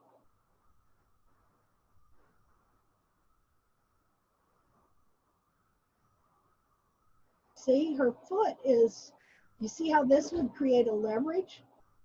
Yeah. See, first of all, the bulb ain't supposed to be like that at all. Okay? The bulb is not supposed to be exposed. The bulb is to be covered up, you know, and there's only supposed to be this much bulb skin right about to here. See, that would be the coronary band groove right there. Right there, and then cartilage, you know, kind of like that. You're not supposed to have this big fat bulb there. See? And that would also explain why she's not putting weight on the back end of her hoof. Oh, definitely. You know, this is just prying Yeah. this off of her foot. Well, I can't wait to see some good pictures of this foot right here. See if kind of that's what's going on. So do you think I should trim her as soon as possible just to get Yeah, to get the that leverage leverage of this off? heel that has grown long horn tubules forward. These long horn tubules have grown forward and pushed out this whole, see, it's like that, right there, real long here. So yeah, you need to come in here and get that leverage off that outside of that heel. So you can see where it's pushed it out. Just a second here. Okay, you see how these horn tubules are pushing out that way? Yeah. Okay, well, you can bet that the horn tubules over here somehow are longer than they're supposed to be and pushing out too. You could take, probably take this heel off and get the leverage off this side, something like that. You know, you'll have to get some pictures of that other side so we can look at it. Yeah. You know, but I'm pretty sure well, we'll just have to wait and see. You know, and then another thing that's happening, because this old picture, right? You got this number going on, that this wall here is totally detached from this sole. And so when she walks, okay, this is all creating leverage. And so her toe is wanting to just pull down while the wall is wanting to pull up. You see what I'm saying? Yeah, and you can see on that picture the heels are even further out. Yeah, this is that heel, isn't it? No. No, that's going to be the lateral. That's the other heel. But they're also way up here, and yeah, so you know, I would get some of this leverage off of here. That doesn't mean you have to do a really strong bevel or anything, but you know, just to get just enough. the leverage off so that it's not pulling her capsule off. See, like, you know, in this capsule, okay, the wall goes down, it connects the sole, it all becomes one unit. But when it's this compromised, then you can have no connection between the sole and the wall. And the sole is attached to that 1,200-pound horse, okay? And then you have no good attachment between the wall and the sole. So when the horse stands or walks, the wall is literally being pulled up. You know, just like you're tearing a fingernail off. Okay? So, you know, I can look at this and tell you have very bad attachment right here with the sole and the wall. Because, you know, you're supposed to have a tight white line, right? Yeah. And you ain't got nothing there. There's no attachment. So her foot is literally pressing down through. And then the wall, anytime any weight comes on it, it's pushing up. You know, plus the deal with the heel. So I think it's a combination of all these things, that all the leverages have just dislocated the wall and her foot is pushing kind of down through. Am I making myself understood? Yeah, you are. You know, it'd be like if I take one of these hoof capsules and I take the sole completely out of it, but then I put the foot in it. If I was then taken and pressed down on the foot, it's going to push the wall up. You know what I mean? And I've done that before. I've taken a foot where I took the wall out and I just had the foot in it, or not the wall, just had the foot in it without the sole. See? Well, then there's nothing to hold the wall and the foot together. So any weight on this is pushing that wall up and out and off. So I just now want to get the level of the wall and the sole even, so they share the weight, right? No, I would not want any weight on the wall at all because you don't have any connection. You know, only when you have a good connection do the wall and sole share weight. But she has no connection from what I'm seeing. I mean, you're going to have to look, but it looks very stretched. And oh, my husband just brought me a Dove bar. Thank you. But I don't see any good connection, so I would not want any weight on the walls at all. So you would take the wall even lower than the sole? Well, I would take the leverage off of it, you know, so that, well, let me draw it. I mean, you'll know more once you get the foot cleaned up and really look at it. You know what I mean? Yeah.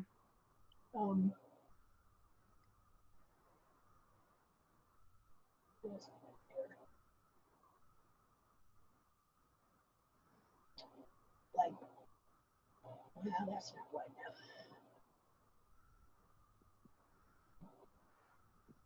Like so, bevel it off like so. You know what I'm saying? Just from the bottom, just beveling that leverage off.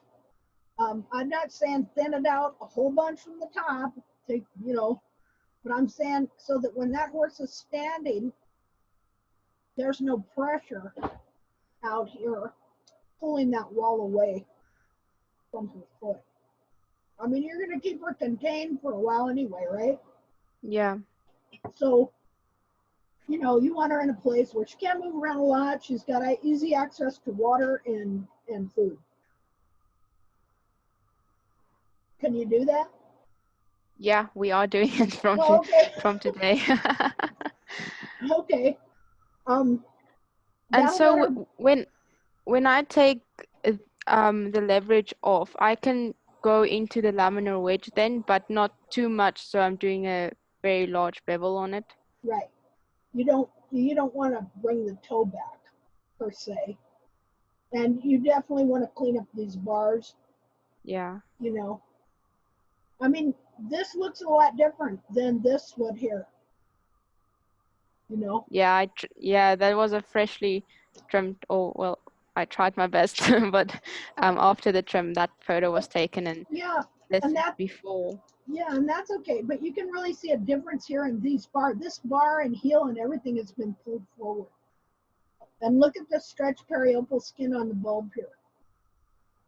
Yeah. See, and look how much that turns down and round and under. Coronary band here. And so you're talking about taking the hoof wall down, not back? No, it can be, I'm taking it back. Back, okay. If you were to bevel it, if you were to rasp it flat, well, first of all, you couldn't without running into the sole. Yeah. And, you know, I don't think you want to take any of the sole off. Yeah. Okay, but if you were to just bevel it around here, you would take the leverage off of it, you see? Okay. Yeah, just and beveling it takes it back. Okay, yeah. You know, but you don't want to take it back super deep. Yeah. Meaning with a very strong straight up and down bevel, because that would take more of the upper hoof wall out, right? Okay, so just like a 45-degree about? Yeah, start there and, you know, get this bar trimmed out here, get this heel, because you can really see where it's just prying that off there, and it's even cracking right there. Got a crack right there in the frog or something. I don't know what that is.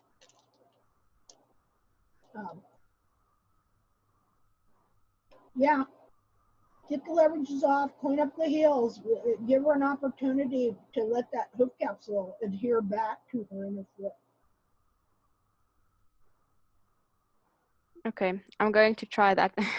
Okay, I mean, but also, you know, I have to say, do a disclaimer here and say, I am not a vet. And I'm not qualified to give medical advice. Yeah. I'm just giving you my opinion of what I'm seeing, and I don't have hoof in hand. So when you get hoof in hand, you're going to have to look at it and decide. Okay. You know, I do know the hoof capsule is loose and being pried off her foot. That much I do know. Okay. We're gonna go. I want to show you this other horse that I did. This what, 4 or 5 months ago is when this happened. Let's see.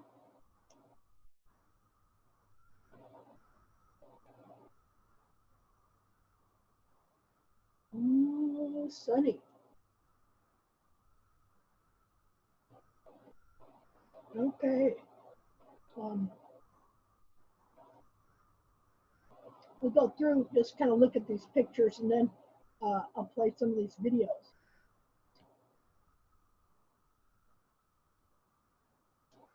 I wonder when this was, if this was the first one.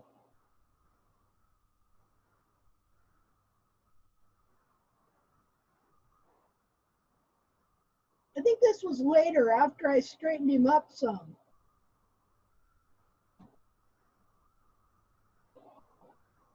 Oops.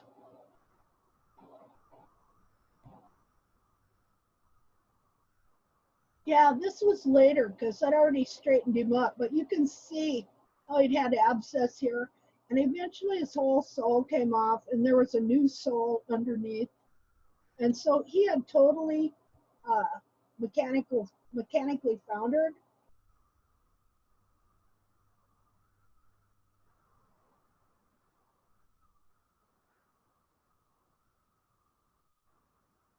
Here, yeah, this is an older picture. Here you see where his frog is coming completely off.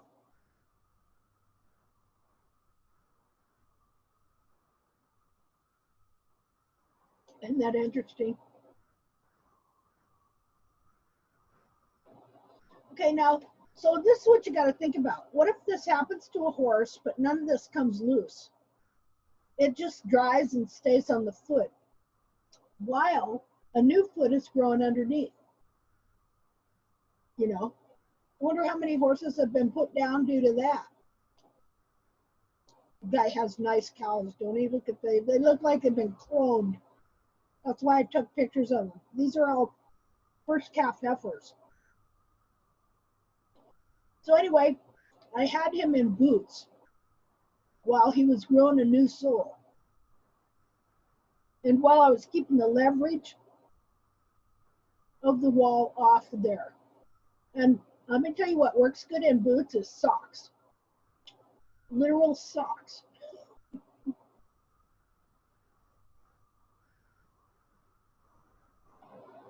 So anyway, this was not the first. But let's see if we can find the first one.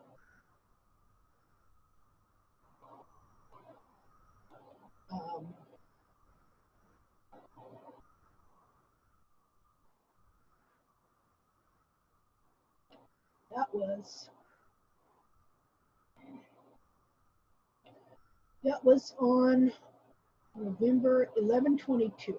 Okay. So this is 11/22. That was 11/10, 11/2. See if this was it. Let's see. Just a second.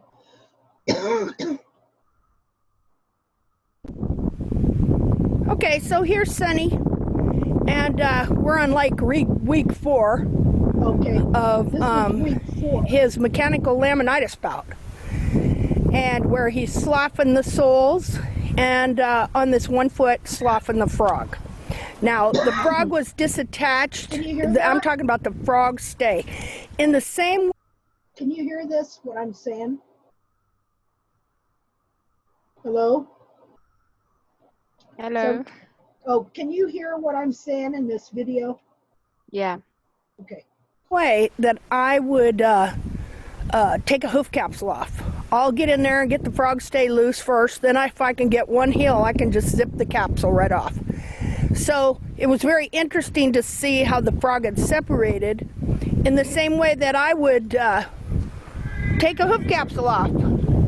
And so he had double soles, and sometimes they can even have triple soles. Okay, and what that means is one sole is totally dead and detached, and another one is growing underneath it. And then if something happens to that one and it dies and detaches, then another one will grow underneath that. And so you have these multiple layers sometimes. So I'm going to let you see his foot here. Okay, you can see the rings now. This is what you call a sinker right here, where the toe got so long and then the toe fell through, which rotated the foot up and back and disconnected, and the fever in it too, disconnected the, give it here, frog stay. So I've been leaving it like this for now. See there? Can you see under there? Let's see. So letting another one grow and letting this one cushion the foot, because I don't want the heels to contract either. You can see the frog stay is totally detached in there. I wish I had a light. I might go ahead and leave this on again for another week, because I don't want his heels to contract, and I want him to have cushioning for the digital cushion. I want the digital cushion to have support in the back of his foot while he's going through this. So instead of cutting it off, we'll do that next time. Okay, so let's just look at that one more time.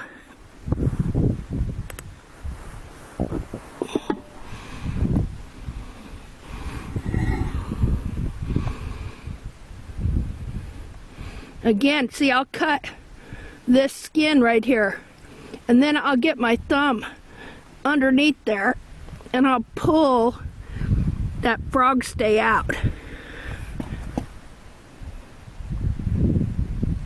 You can't see it, it's dirty, not very light in there, but see, he's got a whole new frog growing under there, and I don't want to leave the digital cushion up here without support.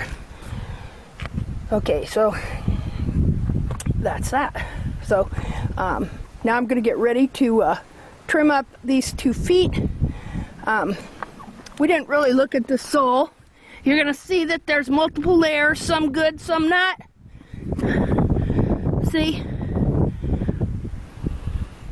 Again, the sole grows in layers. So you could have good sole right here, and it can be totally detached over in here. Okay, do you see how the wall and the sole are detached? Right there? Yeah. Okay, it was, now up in there, I've got some wall and sole that is attaching, but when I first started with him, he could barely walk or stand because the sole and the wall were not attached to one another. In reality. And so anyway, you can just see how different parts of his foot over a couple weeks period, I had to remove all this too, because it was just dead and there was new growing underneath it.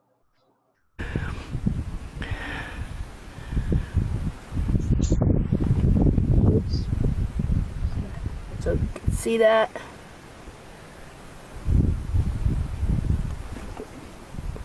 Nice heart. It's really firm soled, so that's good.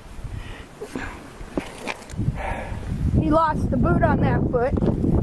He was walking a little tenderly, but he was walking well. Not doing the Lamintis walk like when I came out here 3 weeks ago and he was flopping his feet way out in front of him.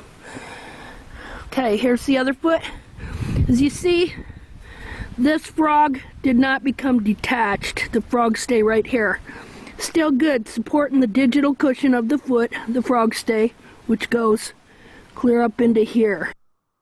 Except that I was wrong. Look at that. You see that? It did become detached, but I hadn't found it yet. And so this is all probably dead frog that's still attached, and I don't know it yet.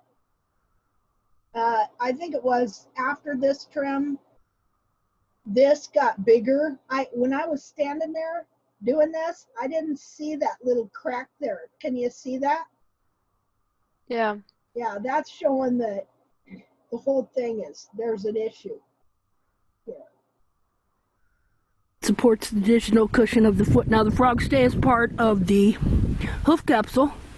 The digital cushion is part of the foot.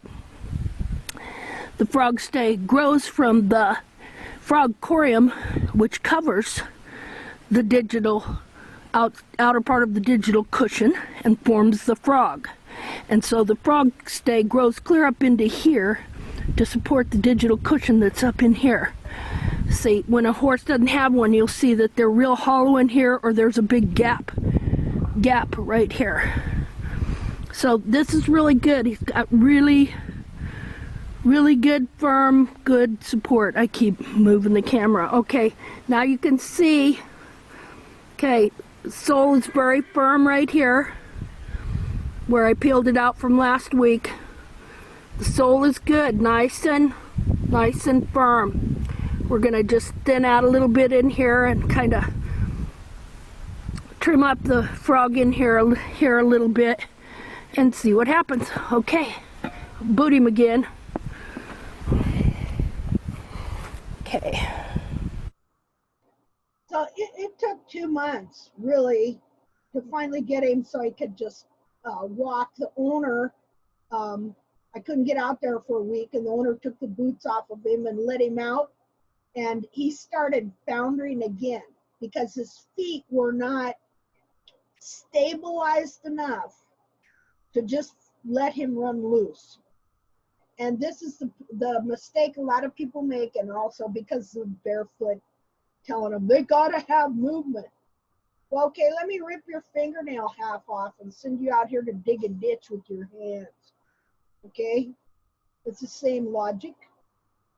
And so you have to keep them contained till you have a stabilized foot. You know, let's see. So that was, yeah. Anyway, I have a whole bunch of videos of the trim I did and stuff. I need to put those together. Because every time I come out and dig into that foot, I'd find something else. You know, it was really surprising. So that was 11-2.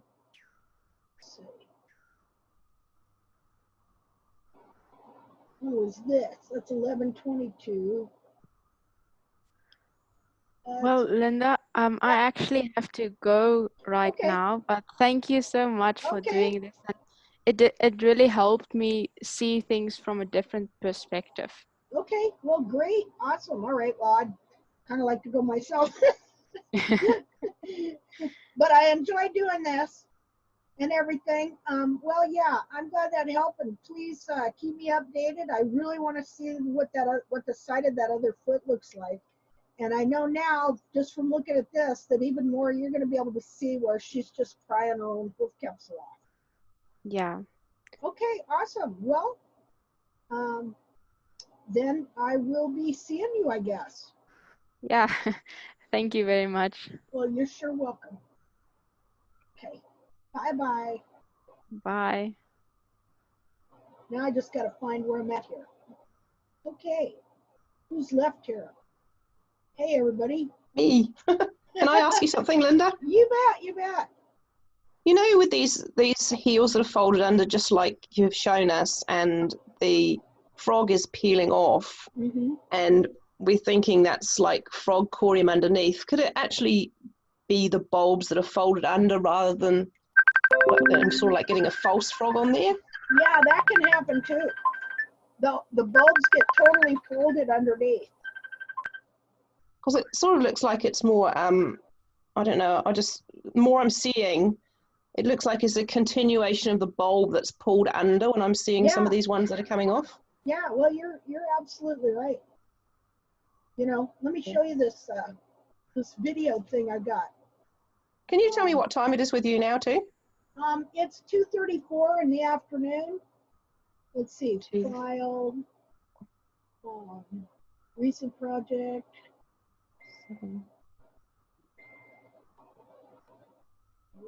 Maybe that's it. Well, it is. 7 hours.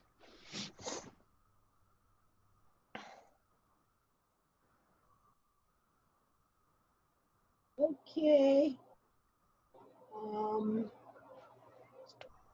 Let's see. Oh, wait. I got it down here. Okay. This is just a couple of videos that Milena Minotti put together that I've been messing with. Okay. And so I'm just going to make it run fast, and you're going to see how this, all this cartilage and bulbs and everything gets pulled under and how it gets pushed back. Oh yeah, I've watched that one. It's good.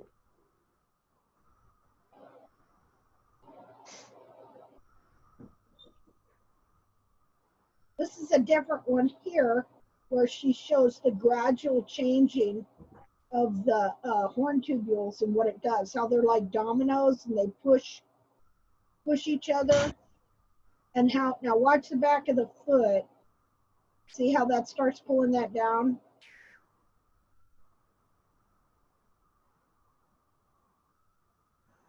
As you're trimming out the heels, this is what's going on, the whole back of that foot.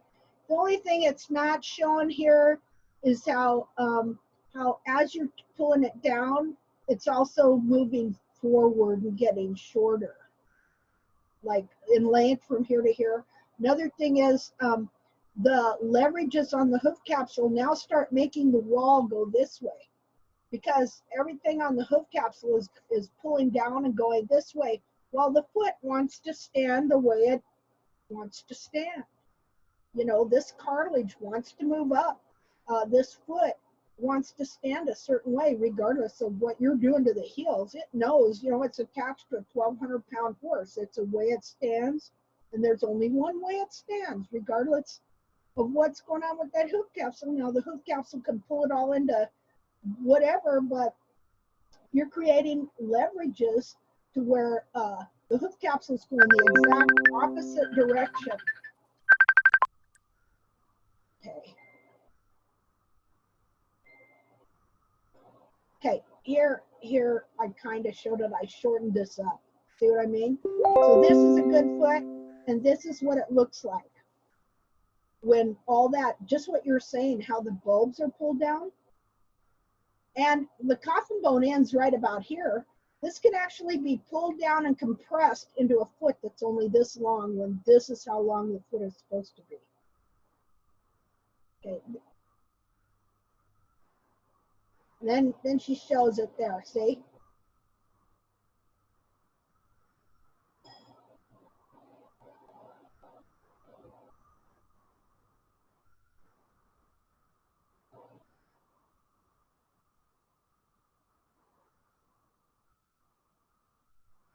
Now I this think it is, actually looks better speeded up, hey? I think for some people, when you play it to true time, it's actually a little bit slow for the eye to pick up what's going on. yeah, so I was thinking that too, and so I'm gonna make a video that makes it go faster. That's a good plan. So what I'm saying is that on these horses, excuse me, it's taken even further than that, and that bulb is growing over it, and it's almost like when those heels are separating, what we're seeing isn't frog corium, but it's actually the bulbs that are, you know, right underneath. Yeah, exactly. And you see it a lot of times when this foot is soaked, because you'll see this white skin under where your frog should be. You know, and you'll see how it's, this whole thing is pulled under. I mean, look at that. That's supposed to be clear back here and sticking out straight like so. These cartilage is supposed to be clear over here. Here, let's do So this that's one. nature trying to release that back part of the foot. But if we're not growing heel to help it release, that's when you're going to prise the hoof capsule off. Is that correct? Or well, if you're growing the hoof capsule wrong and the leverages get wrong, that'll pull the hoof capsule off. Like, Yeah. let's see, let's look at this. Let me get over here. This is what's going on. Yeah. That's really good like that. Yeah, isn't that awesome? So I say one thing about it, if you're not right exact on your understanding of those heel buttresses and that cartilage and all that, then you're going to have a foot on your horse that's either coming or going, coming or going. See? That's why we Yeah. can be better than nature. Because we're not mean like she is. Okay, so now we'll, oh darn it. It's, oh, wait a minute, here, let me move this up. There we go. Okay, now, here's the thing. The frog is part of the capsule that grows from the frog corium that divides, you can't even see it here, divides the frog from the digital cushion. And the frog is meant to support the digital cushion here. You see it? When you take the hoof capsule off, frog comes off. And this is just part of the foot. Okay? And so when you trim the frog out, the heel's too low and it's pulling the frog and the bulbs down, it strips the frog out of the foot. Well, what it does is then this digital cushion that is supposed to be like this is the correct anatomical position in the foot. Well, since it's attached to the frog stay and the heels and everything that you're pulling down and out of the foot, it takes this digital cushion and it tears it and stretches it and pulls it down, and it leaves it with no support whatsoever. And of course, it's supposed to be in here spring loaded and supported by this frog so it cushions correctly both this deep digital flexor tendon and this little bone here, which is the navicular bone. So watch this now. Now, see there?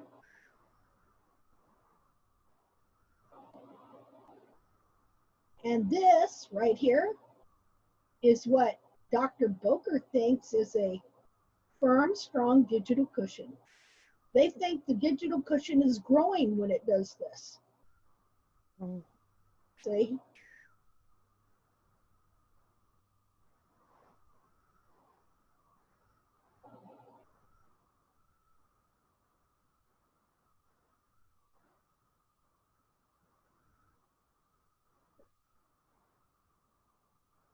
Pretty cool, huh?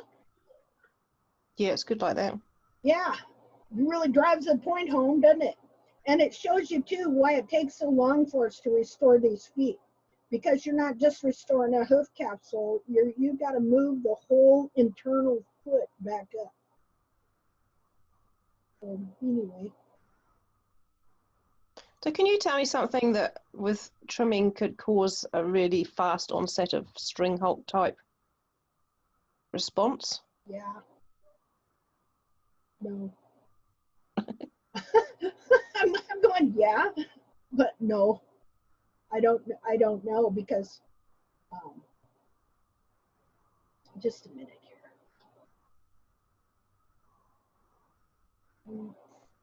Okay, hold on. Is it connected to direct pressure on the hocks or what? Okay. You know, I don't know, but you know that, and it wasn't you I was talking to, that somebody just had that experience. Do you know who I'm talking about? Yep. Okay. Sarah. Yes. Oh, I felt so bad. I know, well, she was talking to me a lot last night, and I told her to get hold of you because I just felt it was beyond where I'm at with what I know, and I didn't. My gut feeling is she's going to have to leave that foot alone to grow a bit of foot again. But I didn't know if there was something she could tweak to give a bit more comfort at this stage. Yeah. Did you have a time to look at her photos? Mm-hmm. Yes, I have. I've looked at her photos and her videos. She told me she brought the toe back like an inch or something. Oh, Yeah, God. I'm wondering, why is she having to do that every time? Well, You no, know? she hasn't. I don't think she's really done him before. She's just suddenly decided to do it all in one go. But it looks like she's Oh. tried to, I don't know, to me, maybe correct too much in one go. Yeah, I wondered about that myself. But I And was just wondering what specifically would cause the horse to suddenly have that action, you know? And I mean, I've got a bit of an interest in this because my big boy has developed a similar thing, not to the same extent, and it was over a long period of time. But I guess I'm wanting to know: is that a coincidence, or is it something that I'm doing that's putting his leg into a position where he feels like he needs to do it? He's only doing it on one leg, and it sort of seems to be varying. It's like sometimes you can hardly see it, and other times it's really quite pronounced. you know, I don't have any idea. You know, I know that these feet can cause them so much trouble. I mean, it changes their whole metabolism. You know, so if it can do that, it can also have an effect on causing string halt. You know, every single hoof disease I have seen do something else in the body. You know?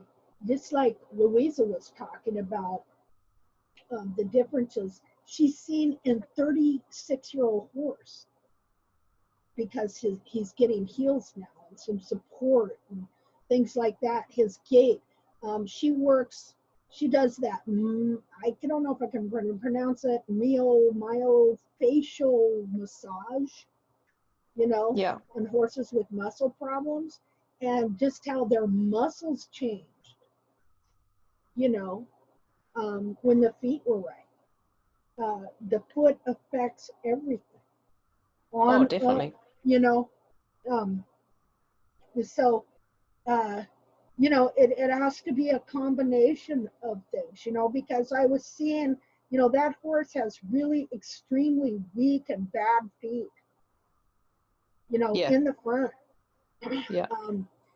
There's such stress on these horses. You know, a horse is supposed to be his soul, his very spirit, his very soul is in his feet. And so when they cannot be themselves, it's as if they're in a prison. And emotionally, mentally, physically, spiritually, you name it, it affects that horse. You know, so they develop all kinds of strange and odd diseases. You know, so it wouldn't surprise me if, yes, it was related to his feet. Somehow, some way. Well, I think it definitely has. Well, with my fellow, I don't know.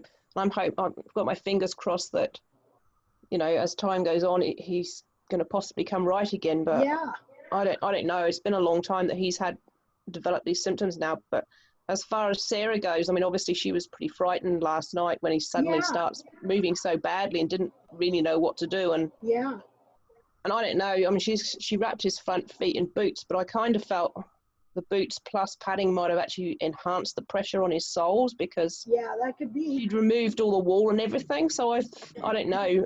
I mean, I know with my big boy, he used to hate having pressure on his soles. So I kind of feel she might have made that bit worse by putting things on. I tried to encourage her to take them off, but I don't know if she did or not. Yeah, I saw those. Those are strange looking boots. I don't know. I know. I wasn't sure if they're meant to be soaky ones or ones to keep the foot dry, but she said that she'd put padding inside it, and I thought, well, maybe the padding's making him worse. Yeah, you know, and I don't know myself, you know. Okay. But I know that people have become chronic over trimmers. Yeah. You know, and people have got to quit trimming their horses so often. But then not leaving it so long that they do like this one horse 5 months, and then he had mechanical laminitis, you know. But yeah, well, I think that's the thing with her. She hadn't done him for a while, and because she's got several horses, and she put one on the forum, which she had made a pretty good job of, and that's the one I've been helping her with. But this one, I think she just decided to go out and try and correct him and maybe just do everything all at once, you know? Yeah.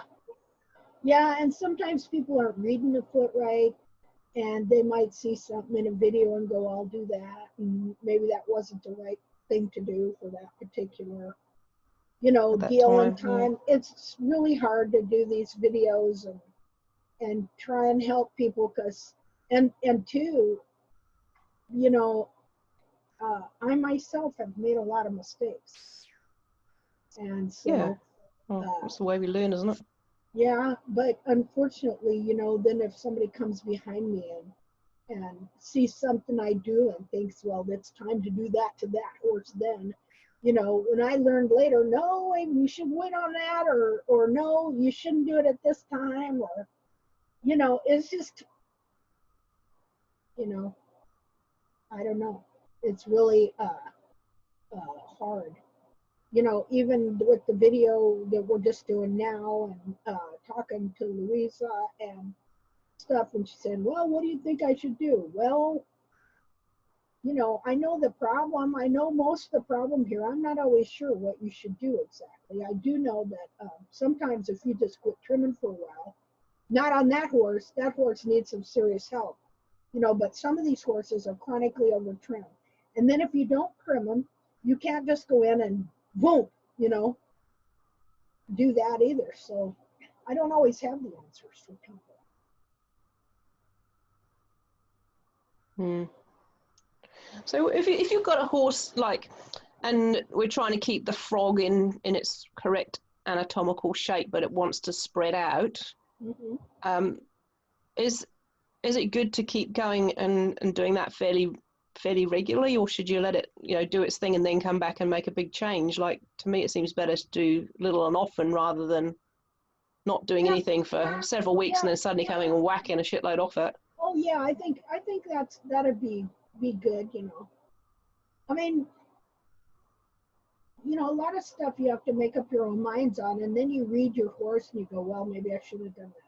Yeah, it's kind of a trial and error, isn't it? It really is trial and error.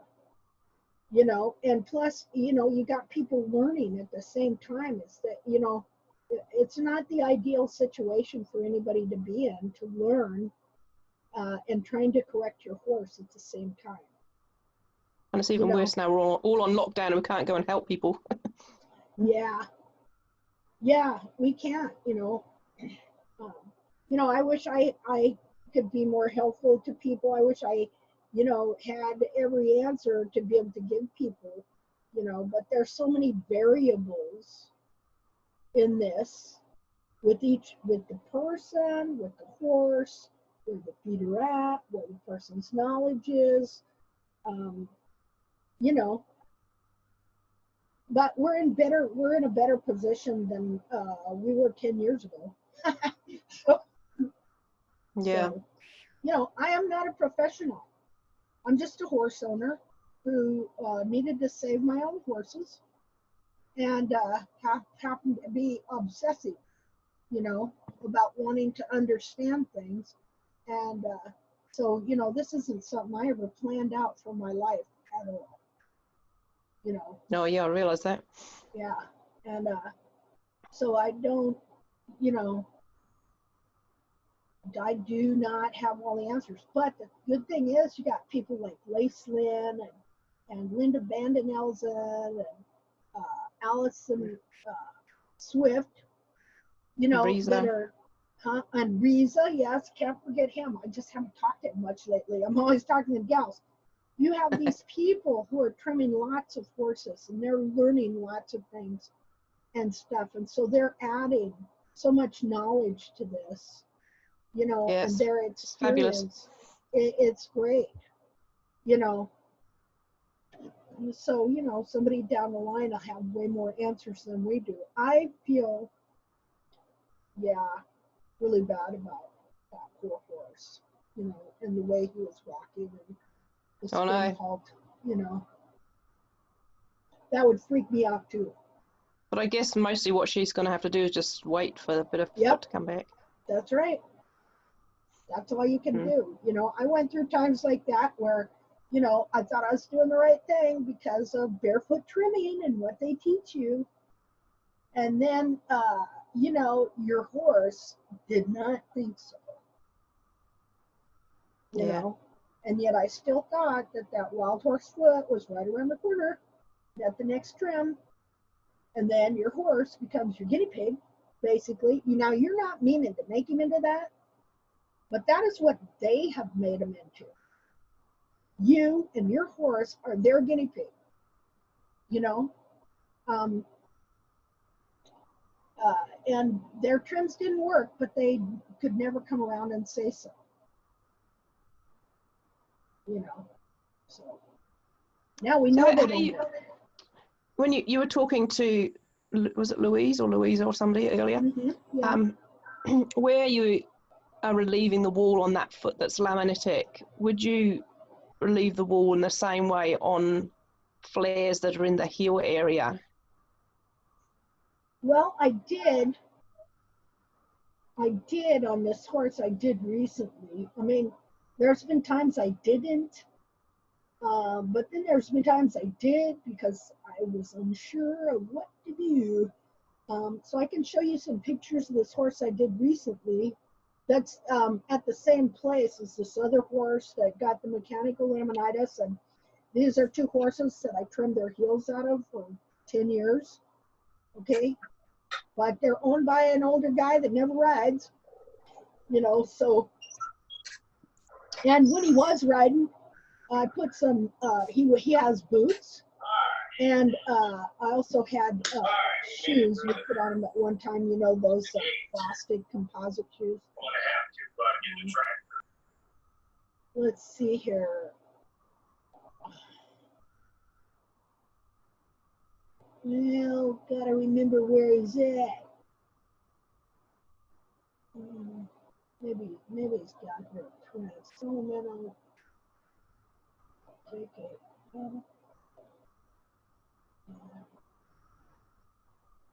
Prince. Okay. Okay, you see how his heels are like that? Yeah. You know, actually what I did this last time, and believe me, this is looking a lot better than it used to. This was from quite a bit ago, but I took this out, and sometimes, yeah, I'll try and do that, but what I'm doing is cutting in the frog here, okay, and I'm continuing to bring the bar over. You know, it's so hard to know what to do, but, okay, you can see, okay, you see how much of his foot was pulled down, and look how it makes it grow. Okay, yeah. So he had this issue right here, but you can see, I mean, I could go back several years and you would really be able to see how all this cartilage was pulled totally down and under. But look at it now. See, that's getting pretty straight right there. And so yeah, when you trim these, his toe would always shoot way forward, and I could never figure out why. And he was always so flat-footed. This is a Morgan. So he's got feet more like a draft horse. Supposed to be real steep, short in the toe, and huge cartilages back here. Now this isn't that old a picture, but this was pulled down even more, way down under here. You know how we try and make that barefoot, that look, you know. Yeah. I think this was, I'm not sure what this was.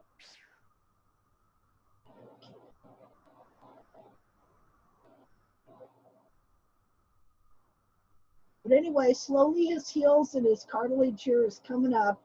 And the thing about it is, he's comfortable and wholly sound, really, because he's got these humongous frogs back here. But that's, see, that looks, okay, this might have been, well, that was 214, okay? That was 2014.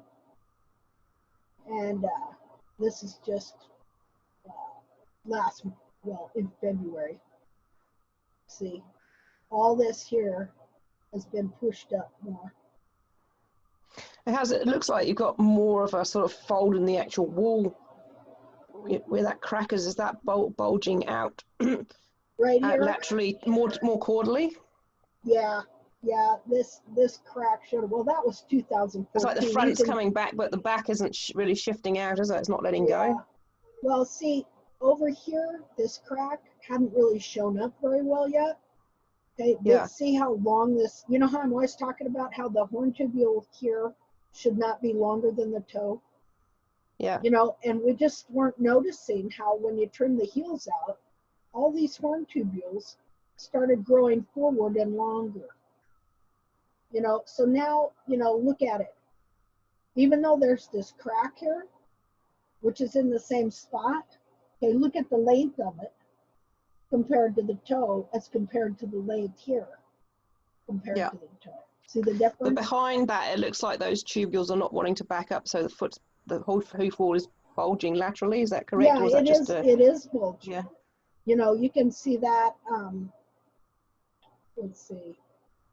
Well, look here. That was, okay, 2014, right? And so this is 2017. And he was still, really had a lot of his foot trimmed out, but look how the cartilage is pulled out. And here you can see how it's all being lifted up. Yeah. God, I look at these now and I'm just horrified, you know, at what was Isn't it going good to on. have those progress shots? I'm sorry, what? It's so good to have those progress shots, though. Oh, yeah. Well, I'm glad I found out, and so I'm able to help him. But, you know, knowing what you did, you know, that's why I post that thing, forgive yourself for what you didn't know. You know, and so there's lots of people that are doing this very same thing that have no idea what's really happening in that foot, because this is just like in that video, you know.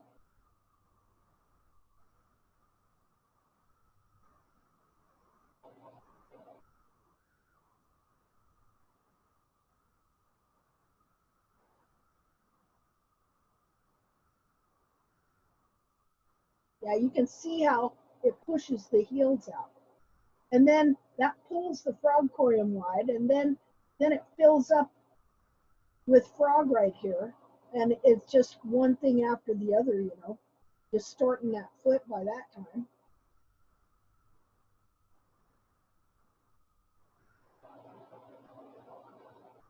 Arg.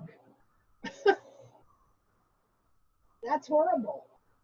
See, now we know what's going on there, right?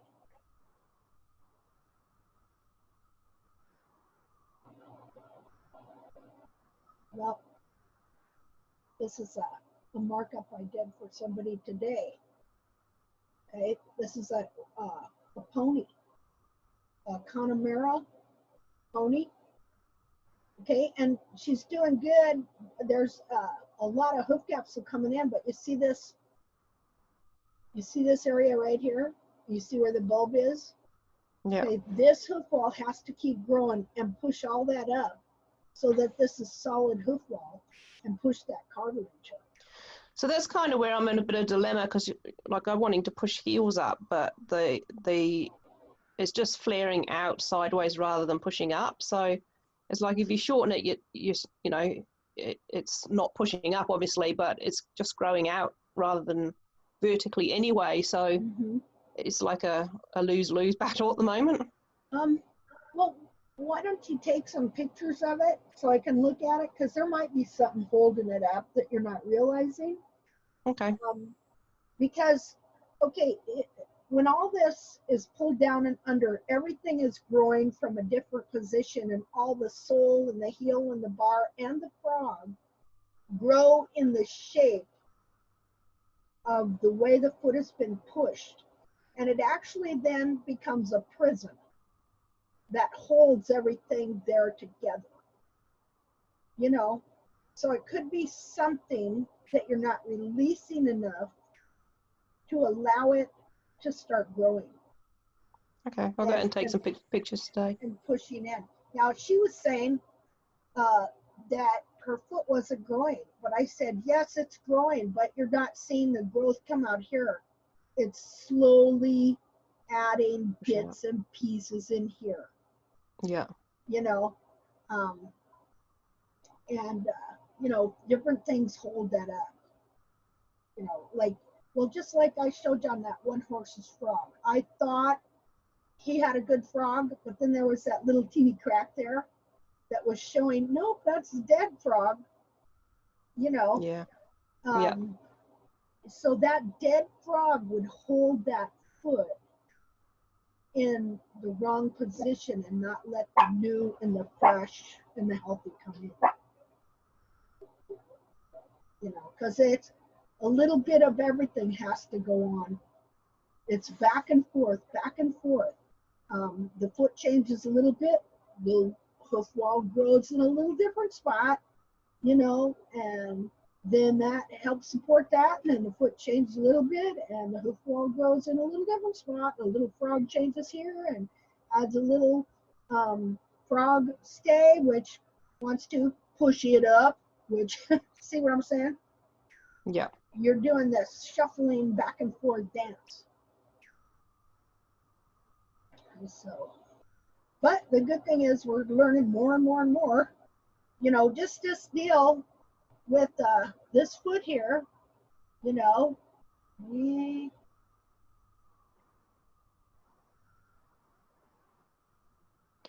Good do if you this could make one. it happen that fast. I wish so too.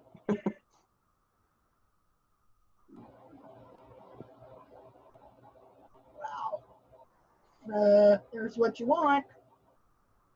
There's what you got. Anyway, pretty cool.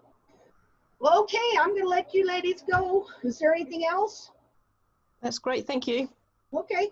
Well, take some pictures, Claire. Yeah. Okay. I will do. Thank you. Okay. Everybody have a great day. Bye, See ya. Annette.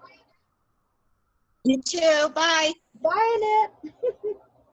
Bye. See, how do I get out of here? Bye, Linda.